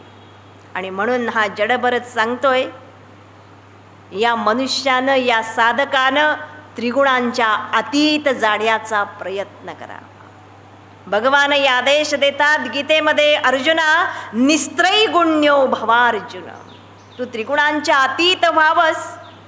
आणि म्हणून हा जडभरत सांगतोय, ओझ उचलणं, श्रम करणं, हा सगळा व्यवहार हे राजन केवळ आणि केवळ शरीराचा भास आणि व्यवहार आहे.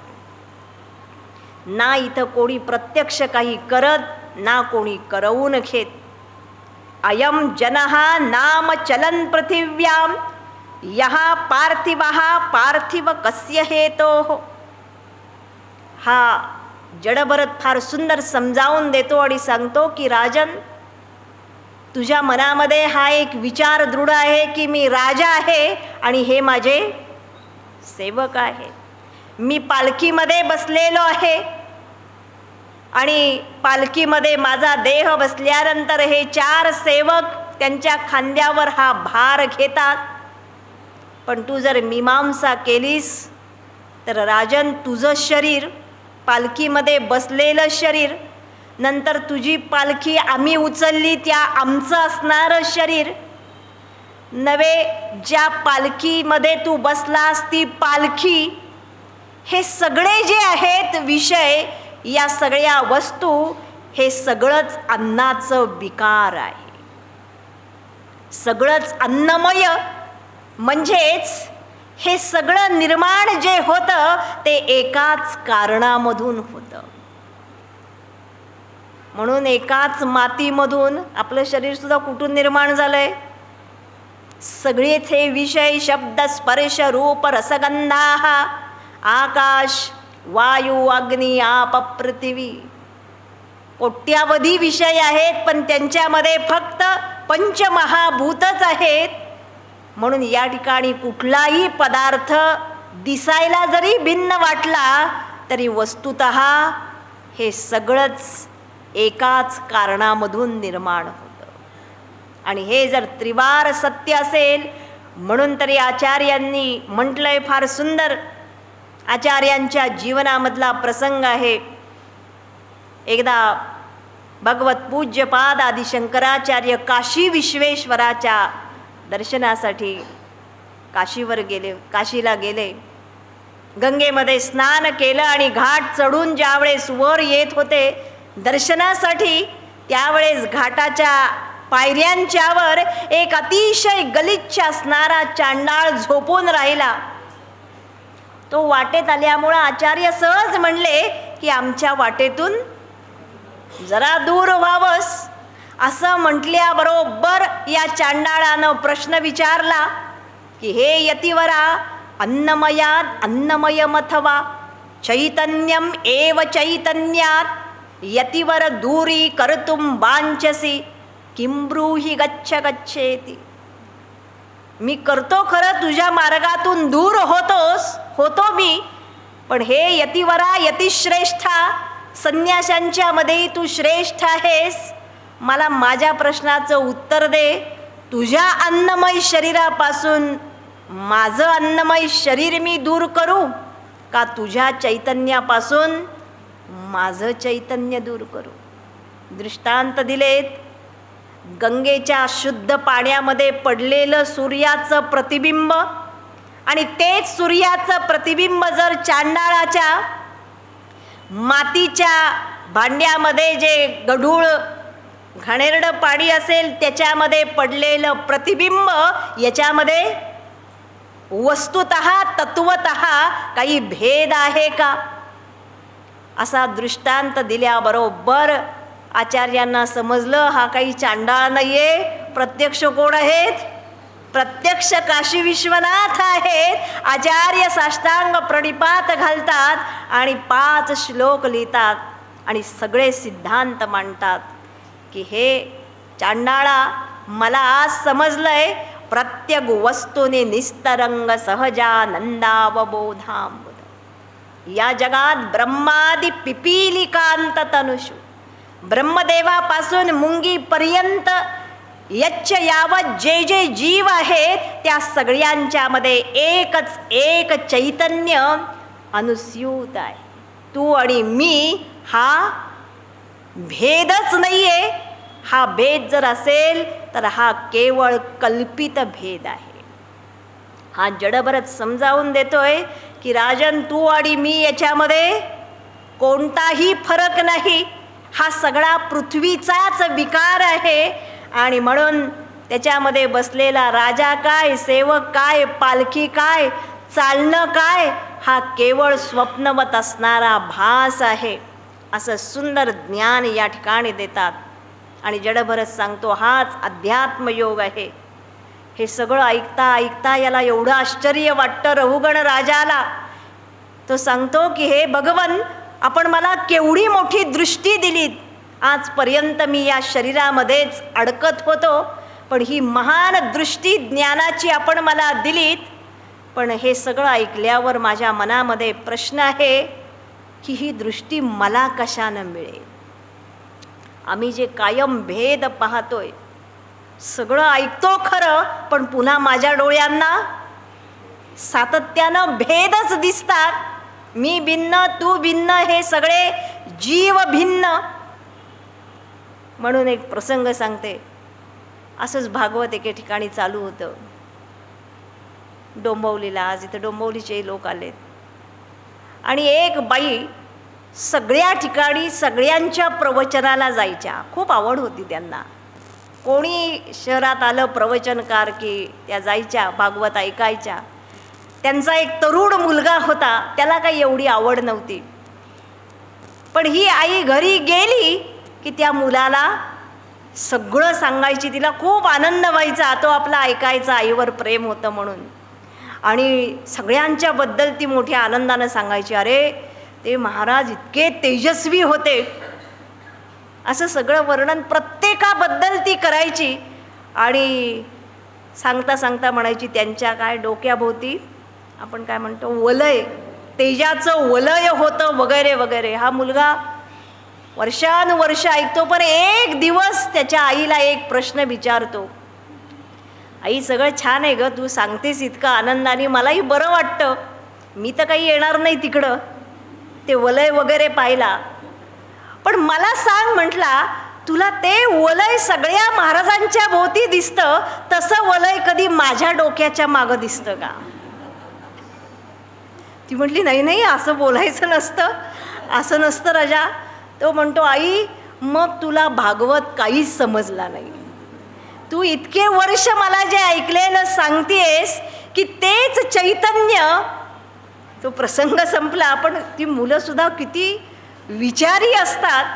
बरोबर त्यानं हे ऐकलं आणि आईला ऐकवलं की एक चैतन्य, एक तत्व या सगळ्या भूतमात्रांच्या मध्ये आहे.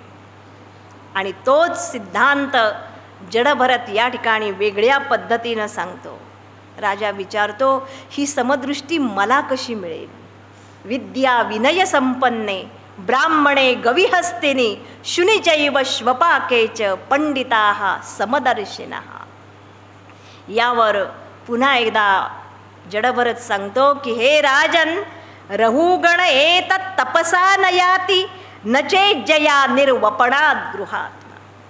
हे जे ज्ञान आहे हे ना यज्ञयागादींनी प्राप्त होत, ना तपश्चर्येनं प्राप्त होत.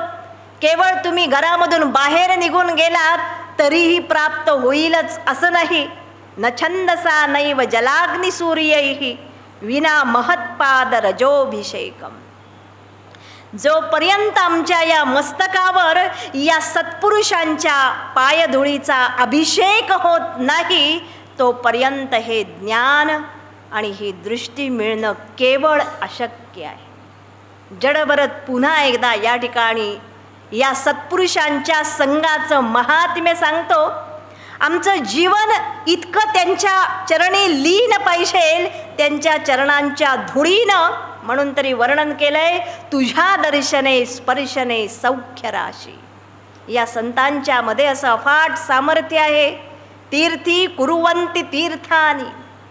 स्थानांना यांच्या सानिध्यामुळं तीर्थत्व प्राप्त होतं.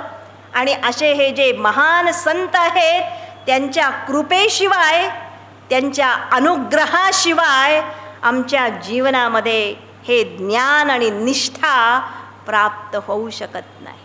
आचार्यवान पुरुषो वेद. श्रुती वर्णन करतात. म्हणून तरी भगवान अर्जुनाला सांगतात, अर्जुना तद्विद्धी प्रणिपातेन परिप्रश्नेन सेवया. गुरूंना शरण जा. या संतांनाच तुम्हाला शरण गेलं पाहिजे आणि त्यांना शरण गेल्यानंतरच त्यांच्या कृपेनं हे ज्ञान आणि ही समदृष्टी आपोआप प्राप्त होते. आचार्य म्हणून तरी आदेश देतात, नेयम सज्जन संगे चित्तम. असं हे सगळं सुंदर ज्ञान सांगून रहुगण राजा प्रणाम करतो, त्याला अत्यानंद होतो. याच अनुषंगानं जडभरत अनेक संसाररूपी जी घोर अरण्य आहेत त्यांचं वर्णन करतो. मनुष्यांचे प्रकार सांगतो, कर्मांचे प्रकार सांगतो आणि या कर्मांची फळं कशी मिळतात. जसं कर्म तसं फळ हा सोपा नियम आहे. आणि हे सांगत असतानाच रहुगण राजाला सांगतो की हे राजन, मनुष्य जन्म मिळूनही अनेक माणसं जे करू नये त्यामध्येच प्रवृत्त होतात. अशा माणसांना मात्र घोर नरक प्राप्त होता.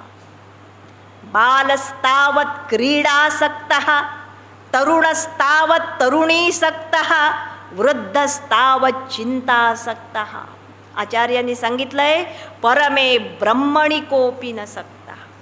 बाल्यावस्थेमध्ये, खेळामध्ये, तारुण्यामध्ये, सगळ्या भोगांच्या मध्ये आणि वृद्धावस्थेमध्ये मनुष्य चिंताग्रस्त होतो. परंतु दुर्दैवानं या ईश्वर स्वरूपामध्ये कोणीच आसक्त होत नाही. आणि यामुळेच असे हे लोक जे करू नये अशा भयंकर कर्मांच्या मध्ये प्रवृत्त होतात. भोगवादी होतात, नास्तिक होतात, भौतिकवादी होतात, हिंसात्मक कर्म करतात, व्यभिचार करतात, भ्रष्टाचार असेल, अन्याय असेल, अनिती असेल. आणि शास्त्रकार सांगतात या कर्मांची फळं त्यांना आज नाही उद्या पुढच्या जन्मामध्ये भोगावीच लागतात. आणि पापकर्म जर भरपूर जर झाली तर त्यांना भयंकर नरक प्राप्त होतात. नरकांचे अनेक प्रकार आहेत. याचा शेवट करताना 5व्या स्कंदाचा सांगितलंय उदाहरणादाखल, तुम्ही कधीतरी वाचा. काय कर्म वाईट केलं की काय फळ मिळतं. कुणाला थोडंसं जरी दुखावलं तरी तिथं गेल्यावर शेकडो पटीनं ते फळ मला भोगावं लागतं. इथं चुकून मजा म्हणून तुम्ही जर कधी एखाद्या फुलपाखराला काडीनं टोचलं, सवय असते आपली, काडीनं टोचलं तर गेल्यानंतर असा एक नरक मिळतो की 100 वर्ष असं एक कुंड आहे, खोली आहे म्हणू आपण, जिथं अणकुचीदार सगळी शस्त्रास्त्र लावलेली आहेत आणि सर्वांगाला त्या सुया 100 वर्ष, हा 1 सेकंद नव्हे, अशा टोचल्या जातात. असं एक साध्या कर्माचं फळ. याच्यावरून कल्पना करा, जो भोगासक्त होतो त्याला रक्तानं भरलेले नरक, चरबी मांस अस्थि यानं भरलेले नरक, असं भयंकर वर्णन या स्कंधाच्या शेवटी केलेलं आहे. आणि नरकांचं, योनींचं अनेक, त्याचबरोबर वर्षांचं वर्णन, भूगोलाचं वर्णन, या सगळ्या वर्षांच्या मध्ये आमच्या भारतवर्षाचं वर्णनही येतं. पुराणकार सांगतात, अतिशय आनंदानं, दुर्लभम भारते जन्म. पृथ्वीवर अनेक स्थानं आहेत, पण त्यामध्येही आमची भारतभूमी ही अतिशय पवित्र असणारी भूमी आहे. याचं कारण ही वेदमाता, वेदांची जननी आहे. याच ठिकाणी, याच भूमीमध्ये भगवंतानं अनेक अवतार घेतले. यज्ञ यागादींचे, दानांचे संस्कार या भूमीवर आहेत. आणि म्हणून देवदेवतासुद्धा आमचा जन्म भारतामध्ये यावा अशी इच्छा करतात. अशा या भारताचं वर्णन करून सांगतात, या भूमीमध्ये जर कुणी शेवटच्या क्षणी जरी तीव्रतेनं ईश्वर स्मरण केलं तरी क्षणार्धात, एका मुहूर्तामध्ये त्याला मुक्ती मिळते. असं या भूमीचं महात्म्य आहे. असं सांगून या ठिकाणी श्रीमद भागवतामधील 5वा स्कंद समाप्त होतो आणि पुढच्या 6व्या स्कंदाला प्रारंभ होतो. हे सगळं ऐकल्यानंतर परीक्षित राजा शुकब्रह्मांना विचारतो की हे ब्रह्मन, बाकी सगळं समजलं, भक्तीचं स्वरूप आपण सांगितलं, ज्ञान सांगितलं, पण हे सगळं संपवताना आपण घोर नरकांचं वर्णन केलं. आणि ते सगळं वर्णन ऐकता ऐकता ऐकता माझं मन मात्र काय झालंय, भयभीत झालेलं आहे. कारण कुणाला नाही तरी मला आत माहीत आहे की आत्तापर्यंत मी, आता मागच्या जन्मातली तर आठवत नाहीये, तो भाग आणखीन वेगळा, पण या जन्मात काय काय मी घोर कर्म आणि पाप कर्म केलेली आहेत, हे सगळं आता मला आठवायला लागलंय. आणि माझं मन काय झालंय, भयभीत झालेलं आहे. आणि म्हणून हा परीक्षित राजा म्हणतोय, हे सगळं वर्णन ऐकून की आता एक सांगा मागं न कळत, कारण तुम्ही हे आत्ता सांगितलं, आता इथून पुढे मी चांगलं वागेन, हे सगळं मी त्याग करेन आणि सत्कर्म करेल. पण माझा प्रश्न असा आहे की इथून मागची जी कर्म झालेली आहेत, पापकर्म, ती कळत न कळत घडलेली आहेत, पण तरी सुद्धा मनुष्याला नरकात जावं लागणार नाही, असा काही उपाय तुमच्याकडं आहे का? आपल्याला पडतो तसाच प्रश्न विचारलाय. याला शुकब्रह्म उत्तर द्यायला प्रारंभ करतात आणि सांगतात की अरे, याला उत्तर देण्यापेक्षा मी तुला प्राचीन इतिहास सांगतो. कान्यकुब्ज नावाची एक नगरी होती आणि त्या नगरीमध्ये एक अजामिळ नावाचा ब्राह्मण राहत होता. आणि असा हा दासीपती असणारा अजामिळ काळाच्या ओघात सुरुवातीला धर्मपरायण होता, पण तारुण्यामध्ये पदार्पण केल्यानंतर यानं धर्ममार्ग सोडला आणि हा अधर्म मार्गामध्ये प्रवृत्त झाला. सदाचार सोडला, कपट, चोऱ्या, भ्रष्टाचार, पैशाच्यासाठी लोभानं, या सगळ्या वाईट कर्मांच्या मध्ये तो प्रवृत्त झाला. मोठा इतिहास आहे, थोडक्यात पाहू आपण. जवळजवळ हे सगळं करता करता करता वयाची 88 वर्ष संपली आणि या काळात त्याला जवळजवळ 10 मुलं झाली. 10 मुलांचा संसार हा करत होता. 88 वर्ष झाल्यावर मात्र वृद्धापकाळ जवळ आला आणि भयंकर यातना त्याला व्हायला लागल्या. आणि एक दिवस प्रत्यक्ष त्याला यमदूतांचं दर्शन झालं. त्याला समजलं की आता आपण मरणार आहोत, आपलं आयुष्य संपलेलं आहे. यमदूतांचं दर्शन झाल्यामुळं हा एकदम घाबरतो आणि घाबरून आपल्या मुलाला, सगळ्यात त्याचा धाकटा शेवटचा लहान मुलगा असतो, त्याचं नाव असतं नारायण, आणि तो त्या मुलाला, बरं धाकटा मुलगा शेवटी हाताशी सापडतो आणि त्याच्यावर जास्त प्रेम असतं, आणि म्हणून हा नारायणा इतकी आर्ततेनं हाक मारतो. हाक मारल्याबरोबर आधी कोण तिथं आलेले आहेत? यमदूत आलेले आहेत.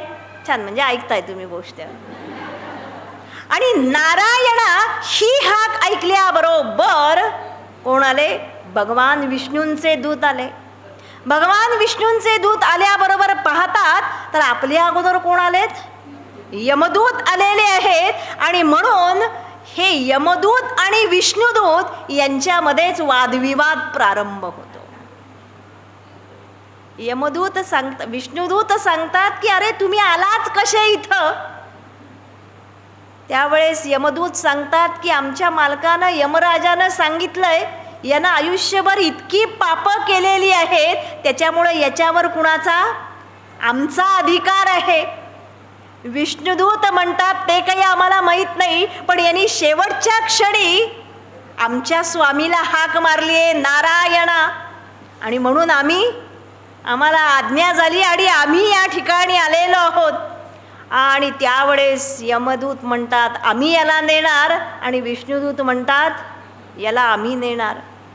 यांचं भांडण चाललं. आणि त्यावेळेस फार सुंदर भागवतकार शुकब्रह्म या ठिकाणी वर्णन करतात आणि सांगतात, हे विष्णुदूत स्वतःच्याच मुखानं यमदूतांना हरिनामाचा महिमा गातात की अरे तुम्हाला काय माहीत आहे, भगवंताच्या नामाचा इतका महिमा आहे. आणि अंतिम काळी यम यम वापि स्मरन् भावम त्यजत्यन्ते कलेवरम, शेवटच्या क्षणी जे नाम मुखामध्ये येईल त्याच भावाला तो जीव प्राप्त होतो.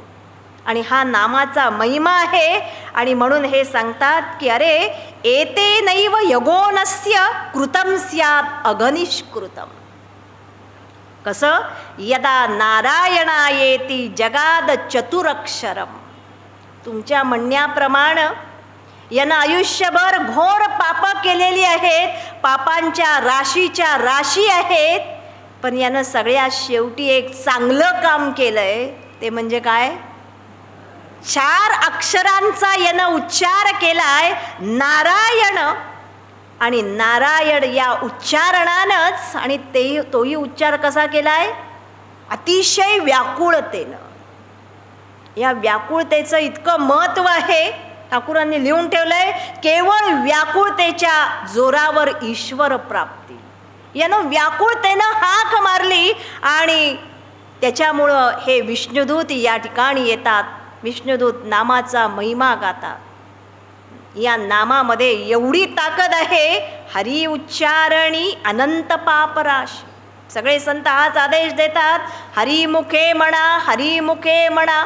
किंवा काल आपण पाहिलं भज गोविंदम, भज गोविंदम. भगवान या नामधारकांचा उद्धार करतात.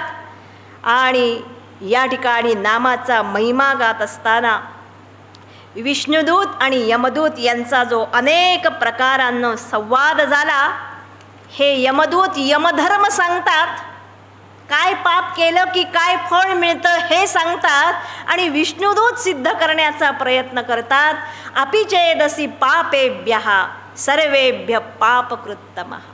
कितीही पापी जरी मनुष्य असेल तरी त्या सगळ्यांच्यामध्ये जर त्याला पश्चात्ताप झाला आणि त्यानं जर भगवंताचं नाम उच्चारलं तर त्याला फळ भगवंताचा लोक प्राप्त होतो.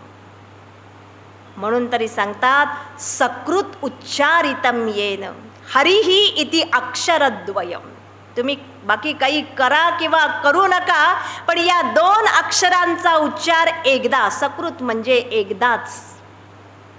आयुष्यात एकदा जरी केला तरी सुद्धा ईश्वराला तुम्हाला मोक्ष द्यावाच लागतो. आणि म्हणून या नामाचा या ठिकाणी महिमा गातात. भगवानही प्रतिज्ञा करतात, नमे भक्तः प्रणश्यती. या नामानं सगळ्यांचाच उद्धार होतो. शूद्र असेल, स्त्री असेल, स्त्रियो वैश्यास्तथा शूद्राः तेपि यान्ति पराम गती. म्हणून तरी या नामाचा महिमा अख्ख्या वाल्मिकी रामायणामध्ये गायलाय. ज्यांनी मुळात रामायण लिहिलं ते कोण होते? पूर्वी वाल्या कोळी होता. कथा माहीत आहे तुम्हाला. नारद महर्षींनी सांगितलं, सगळं समजावून दिलं की अरे हे सगळं सोड आणि काय कर, राम नामाचा उच्चार कर, जप कर. वाल्या कोळीला जाणवलं आणि तो म्हणायला लागला, राम खरं तर किती सोपं नाव आहे, पण काय दुर्दैव ते सुद्धा त्याला नीट म्हणता येईना. शेवटी नारद महर्षी, म्हणून गुरु सुद्धा पक्का असावा लागतो. नारद महर्षी म्हटले नाही जाऊ दे तुला काहीच येत नाही बस तसाच, असं म्हटले नाहीत. नारद महर्षी म्हणले हरकत नाही, तुला राम म्हणता येत नाही ना, मी तुला सांगतो मरे ती जप सर्वदा. मरा मरा असा जप कर, उलटा जरी जप केलास तरी माझा राम इतका कृपाळू आहे, तो तुझा उद्धार केल्याशिवाय राहणार नाही. आणि त्यांनीच हा जप केला. केवळ राम नामानं वाल्या कोळीचे वाल्मिकी ऋषी झाले. कल्पना करा. आणि भगवंताचं एवढं सुंदर अलौकिक अद्भुत असणारं चरित्र त्यांनी लिहिलं. राम नावानं रामायणामध्ये कथा आहेत, पुराणांच्यामध्ये दगड सुद्धा तरले हो. कथा माहीत आहे, सेतुबंधन व्हायचं होतं, सेतूवर बांधायचा होता, पूल बांधायचा होता. सगळे हे वानर सेना जी होती हनुमंताची, ते बिचारे बोलून चालून वानर जसा हनुमान सांगेल, आता हे दगड टाकले तर खाली बुडतील, म्हणून यांनी काय केलं, दगड घ्यायचा, त्याच्यावर राम हे नाव लिहायचं आणि तो दगड पाण्यामध्ये टाकला की तो तरायचा. हे सगळं त्यांचं छान चाललेलं उद्योग प्रभू श्रीराम लांब बसून पाहत होते समुद्राच्या काठी, की अरे हे माझं नाव लिहितायत आणि टाकतायत एका मागं एक मशीनसारखं काम चाललेलं आहे. सेतू हळूहळू पुढं जातोय, म्हणून रामांनाही उत्सुकता निर्माण होते. राम उठतात हळूच, आणि जर माझ्या नावानं दगड तरत असतील तर राम विचार करतात आपणही एक दगड टाकून बघूयात. पण मनामध्ये विचार आहे, हा बुडेल का तरेल माहीत नाही, हा एक विचार येतो. म्हणून या सगळ्या वानरांपासून जरा दूर जातात, कुणी पाहायला नको. हळूच एक दगड घेतात आणि तो दगड हळूच टाकतात, आणि काय होतं, तो दगड न तरता थेट समुद्राच्या तळाशी जातो. राम एकदम काही उपयोग नाही, आता आपण आपलं एका ठिकाणी बसूयात, कोणी पाहिलं नाही ना, बाकी कोणी पाहिलं नाही, पण पाहिलं कुणी असतं, हनुमंतानं मात्र हे सगळं. कारण हनुमंताचं सगळं लक्ष, इतकं बारीक लक्ष आपल्या भगवंताकडं असतं. मग थोड्या वेळानं हनुमान जवळ येतो, काय भगवंता काय झालं, काही पाहिजेल का? नाही नाही काही नको, तुमचं चालू दे म्हटले. नाही काहीतरी झालंय भगवंता, सांग काय झालंय, तुझ्या चेहऱ्यावर असं भाव का आहेत? मग प्रभू श्रीराम शेवटी खरं सांगतात, खरं सांगू का हनुमंता, ते तुम्ही राम नाव लिहिताय आणि ते सगळे दगड टाकताय आणि ते तरतायत, पण मी खरंच सांगतो, मी एक दगड टाकला पण तो काही तरलाच नाही रे, तो असा खाली जाऊन बुडाला. शेवटी हा हनुमान असतो, भक्त तर आहेच. मनोजवम मारुततुल्य वेगम जितेंद्रियम बुद्धिमताम वरिष्ठम. हा महान बुद्धिमान आहे, भगवंताचा अनन्य भक्त आहे. हा हनुमान प्रभू श्रीरामांना सांगतोय, भगवंता अरे तुझ्या नावामध्येच एवढी ताकद आहे आणि या वानरांच्या मनात शंकाच नाहीये. विकल्प केलेलाच नाहीये, हा तरणार ही नितांत श्रद्धा आहे म्हणून त्यांचे सगळे दगड तरतात. आता पुढचा प्रश्न, मी टाकलेला का तरला नाही? उत्तर तुम्हालाही समजलं असेल. प्रभू श्रीरामांचा चेहरा बारीक होतो. म्हणतात, बघ हनुमंता, काहीच नाही रे, माझा बुडाला. त्यावर हनुमान उत्तर देतोय, डोळ्यात पाणी आहे. भगवंता, अरे तू ज्याला टाकलंस तो तरणं शक्यच नाहीये, तो खालीच जाऊन बुडणार. आणि म्हणून असं उत्तर दिल्यानंतर रामांनाही समजतं हनुमंताचा काय भाव आहे. आणि हनुमान त्या ठिकाणी नामाचा महिमा सांगतोय. जो प्रत्यक्ष भगवंताला स्वतःचा महिमा माहीत नाहीये, आणि तो महिमा म्हणून महिमा भक्तांनीच गावा. हरिकथा हरिभक्ताच्या मुखामधूनच श्रवण करावी असा नियम या ठिकाणी सांगतात. कारण या नामाचं महात्म्य स्वतः भगवानही जाणत नाहीत. हनुमान हा नाम महिमा गातोय. या ठिकाणी विष्णुदूत हा नामाचा महिमा यमदूतांना सांगतायत.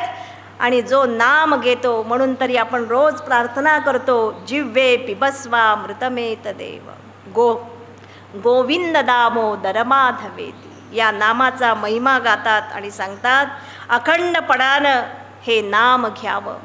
गरुड पुराणामध्ये तर आदेश दिलाय. तुम्ही गरुड पुराण ऐकत नाही, कधी ऐकता तुम्हाला माहिती आहे, पण एकदा खरोखरच ऐका. बाकी सगळं जरी असेल तरी मरताना खरोखरच काय करावं फार सुंदर सांगितलंय, आदेश दिलाय. किम करिष्यसि सांख्येन किम योगैर नरनायक मुक्तिम इच्छसि राजेंद्र कुरु गोविंद कीर्तनम.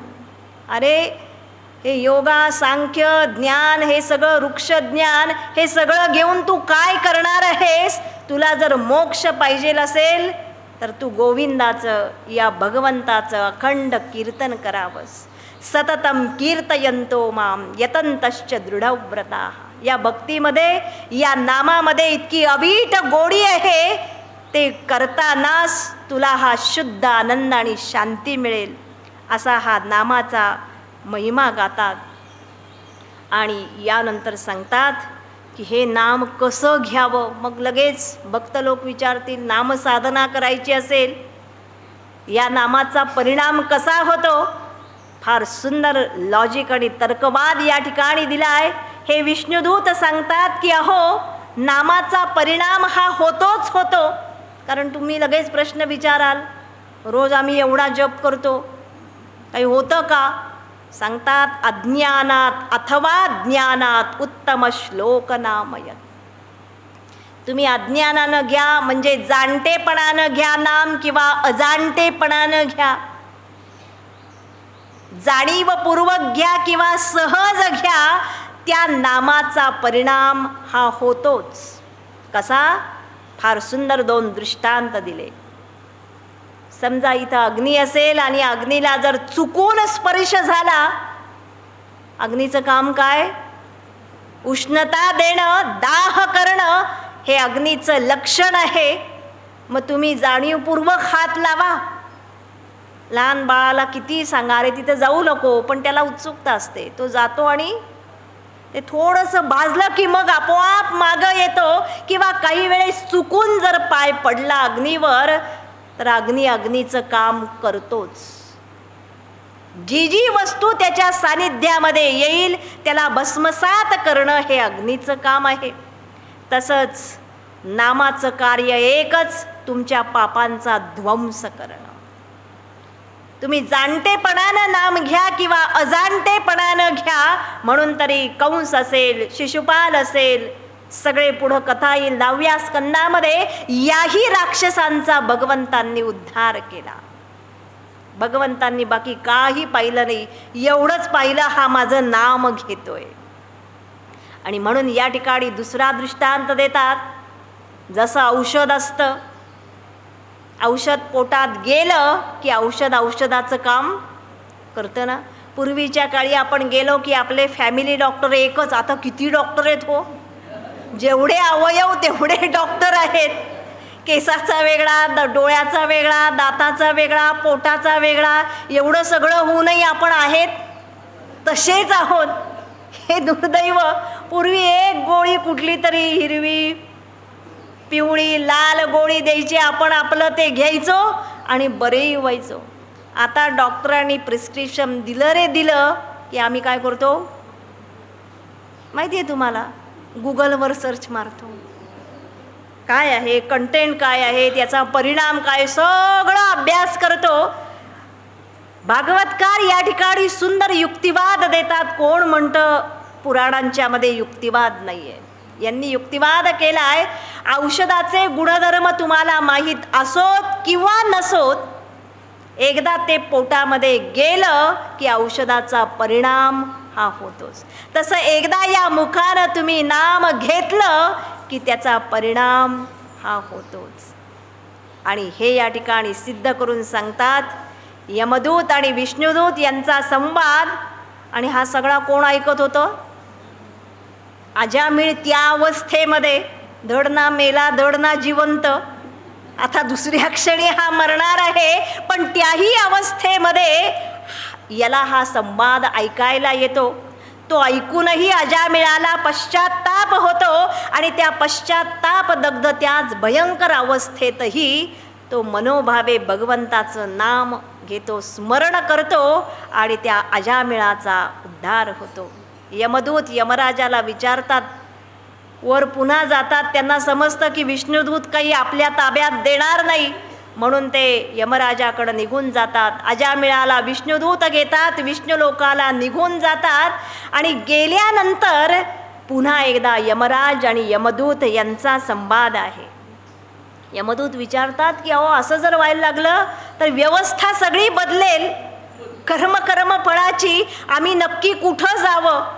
त्यावेळेपासून यमराज यांना नियम घालून देतात यमदूतांना, तुम्ही कुठं जावं? जिव्हान वक्ती भगवत गुणनामधेयम. ज्याची जीव भगवंताचं नाव घेत नाही, ज्याचं मन भगवंताचं एकदाही आयुष्यात चिंतन करत नाही, कृष्णाय नो नमती यच्छिरहा एकदा अपि. एकदा सुद्धा या ठिकाणी एखाद्याचं मस्तक नतमस्तक होत नाही. तान आनयध्वम असं तो कृतविष्णुकृत्या. असे जे सगळे जे पाखंडी आणि अभक्त लोक आहेत त्यांना तुम्ही कुठं घेऊन यायचं? डायरेक्ट यमपुरीला घेऊन यायचं. पण तुम्ही गेल्यानंतर अंदाज बघा, तिथं जर भगवान विष्णूंचं भगवंताचं नाव असेल तर तिथं मात्र पाऊलसुद्धा ठेवू नका. म्हणून भक्ताला कधीच यमदूतांचं दर्शनही होत नाही. पण जे अभक्त पापी लोक आहेत, जाताना तुम्ही त्यांची अवस्था पहा. वासनायुक्त मन असेल तर यमदूतांचं दर्शन होतं आणि ते भयभीत होतात. आणि म्हणून यमदूत स्वतःच सांगतात, नामाचा महिमा अच्युतानंद गोविंद नामोच्चरण भेषजा. अच्युत, अनंत आणि गोविंद या नामाचा केवळ उच्चार केल्यानंच हेच जणू काही भेषजम म्हणजे औषध आहे. नश्यन्ति सकलाः रोगाः सत्यम सत्यम वदाम्यहम. 100 औषधी घेण्यापेक्षा ही प्याती ती प्याती किती हो. शेवटी आम्ही औषधं घेऊन घेऊन कंटाळतोय. इथं सांगतात एकच औषध आहे आणि ते म्हणजेच तन्नाम कीर्तनम भूयाः तापत्रय विनाशनम. भगवंताचं नाम हे फार मोठं औषध आहे. ते घेतलं तर तुमचे शारीरिक नाही मानसिक सुद्धा सगळे रोग आधी व्याधी या सगळ्या आपोआप नष्ट होतील. आणि हेच या सगळ्या कथेचं, या अजामिळाच्या आख्यानाचं सार आहे. असं सांगून या स्कंदाच्या शेवटी, सगळ्यात शेवटी वृत्रासुराची कथा येते. वृत्रासुर हा जरी असुर योनीमध्ये असेल तरीसुद्धा हा भगवंताचा अनन्य भक्त आहे. ज्यावेळेस वृत्र आणि इंद्र यांचं युद्ध होतं, वृत्रासुर पराजित होतो, त्यावेळेस तो इंद्राला सांगतो की हे इंद्रा, मी पराभूत झालो खरं, पण मी समजतोय की ज्यावेळेस भगवंताला अनुग्रह करायची इच्छा होते आपल्या भक्तावर, त्यावेळेस भगवान विष्णू त्या भक्ताचं सर्वस्व आधी हिरावून घेतात, जेणेकरून त्याचं सगळं लक्ष मन माझ्यामध्ये तल्लीन होईल आणि म्हणून माझ्यावर झालेला हा अनुग्रह आहे असं सांगून हा वृत्रासुर प्रार्थना करतो भगवंताला. मरणाच्या समयी 4 श्लोकांच्या मधून मागणं मागतो. 4 मागणं मागितलेले आहेत आणि हे 4 श्लोक किंवा या 4 मागण्यासुद्धा श्रीमद भागवतामध्ये चतुश्लोकी भागवत म्हणून प्रसिद्ध आहेत. या 4 मागण्या काय आहेत? हे 4 सुंदर की एखाद्या भक्तानं भगवंताकडं खरोखरच काय मागावं, कसं मागावं. वृत्रासुर मोठ्या प्रेमानं हे मागणं मागतो. ते मागणं काय आहे हा भाग आणि याच नंतर 7वा स्कंद ज्याच्यामध्ये प्रसिद्ध असणारं नृसिंहाख्यान येतं, यानंतर वामनावतार येतो, यानंतर अंबरीश राजाची प्रसिद्ध असणारी कथा येते आणि त्यानंतरच 9वा स्कंद संपता नंतर प्रत्यक्ष 10व्या स्कंदाला ज्यावेळेस प्रारंभ होईल त्यावेळेस भगवंताचा पूर्णावतार श्रीकृष्णाची जन्मकथा येते. आपण तो सगळा कथाभाग उद्या पाहू. ओम सहनावतु सहनौ भुनक्तु सह वीर्यं करवावहै तेजस्विनावधीतमस्तु मा विद्विषावहै. शांति शांति शांति.